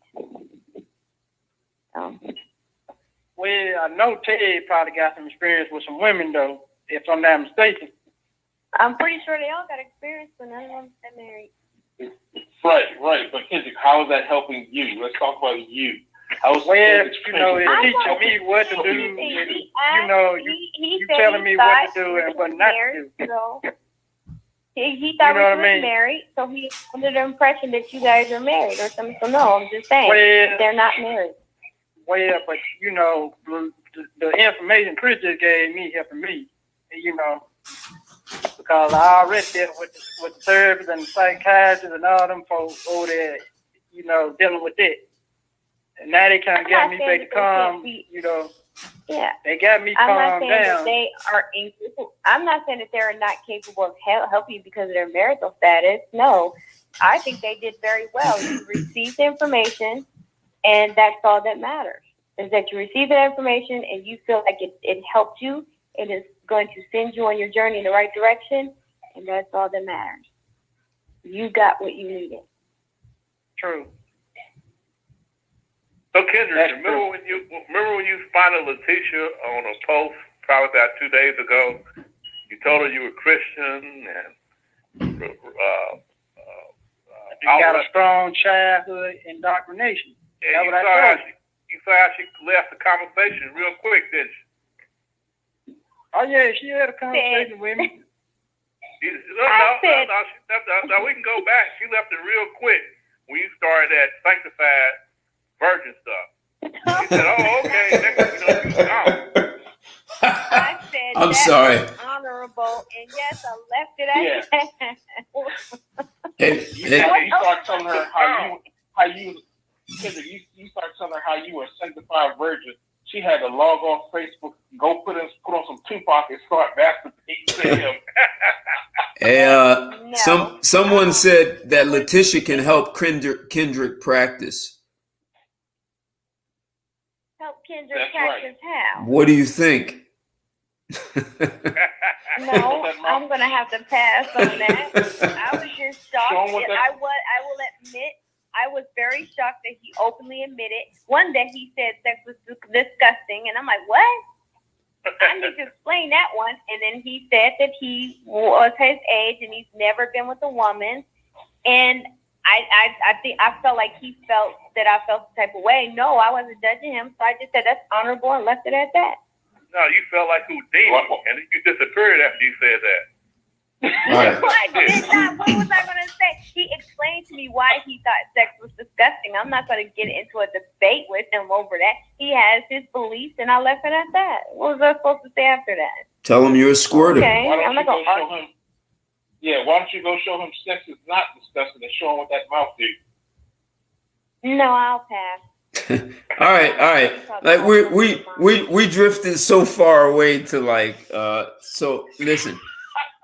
We've got. I'm going to bring this to a close. So the topic was, can a promiscuous woman be a good wife? Right. So and it seems that no one thinks she can. We talked about the science of it, and we talked about the man's role and how men provide on a much bigger scale. And I just wonder if women even acknowledge that at all. Like, it's almost like men are invisible, even though all this stuff is around them. So our society has kind of been turned upside down, and promiscuity has been part of turning it upside down. And what are your closing thoughts, conclusions from this conversation, aside from giving Kendrick advice? What are your? Well, you know, I can say this. I got some real interesting feedback, and and some helpful tips from Chris. So it give me something to do, as in keeping my head back in the books, man, and try to refocus my thoughts. Okay. So he did tell me that to get that mental thing right, because the anger stuff still there. But I'm trying to suppress it. Even though those people that place helped me out, they got me some sorts of sociable now. But before the end, I was just like, no, I just leave folk alone. You know what I'm saying? Right. But I'm glad you guys got me coming back around. Good. I'll just say this, Ted. As long as women keep embracing this feminism, it's it's not helping them, it's hurting them. And until they realize that the whole idea of sexual liberation that these feminists have pushed on them is a lie, and it's actually sexual slavery, because you can see it right now. I mean, they basically all reverted to prostitutes who are enslaving themselves to the dollar for sex. Yep. And it's made them incompatible to be wives, and even mothers, you know. So, and until they realize that they have to reject feminism and revert back to their natural, feminine, and submissive roles in society, it's only going to hurt them. And it's only going to get worse. Men will be fine, you know, because 51% of men don't have children. So men are always going to be fine. And, you know, we're built for battle and battle tested. We'll always be fine, but they're going to be the ones to suffer. And the ironic and sad part about it is as men, we're going to have to be the ones to fund it, to fund their promiscuity and all the repercussions from their promiscuity. So it's going to hurt society as a whole. And that's all I have to say. Very good. Thanks. Who else?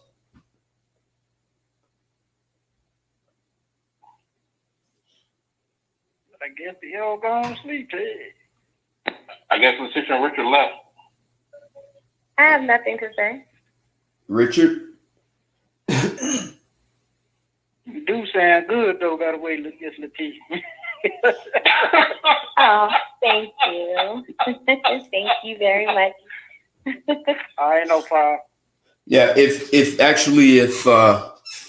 men walked away from the promiscuity of women and decided to no longer provide and serve society the way we have, women would surely have a new value for men.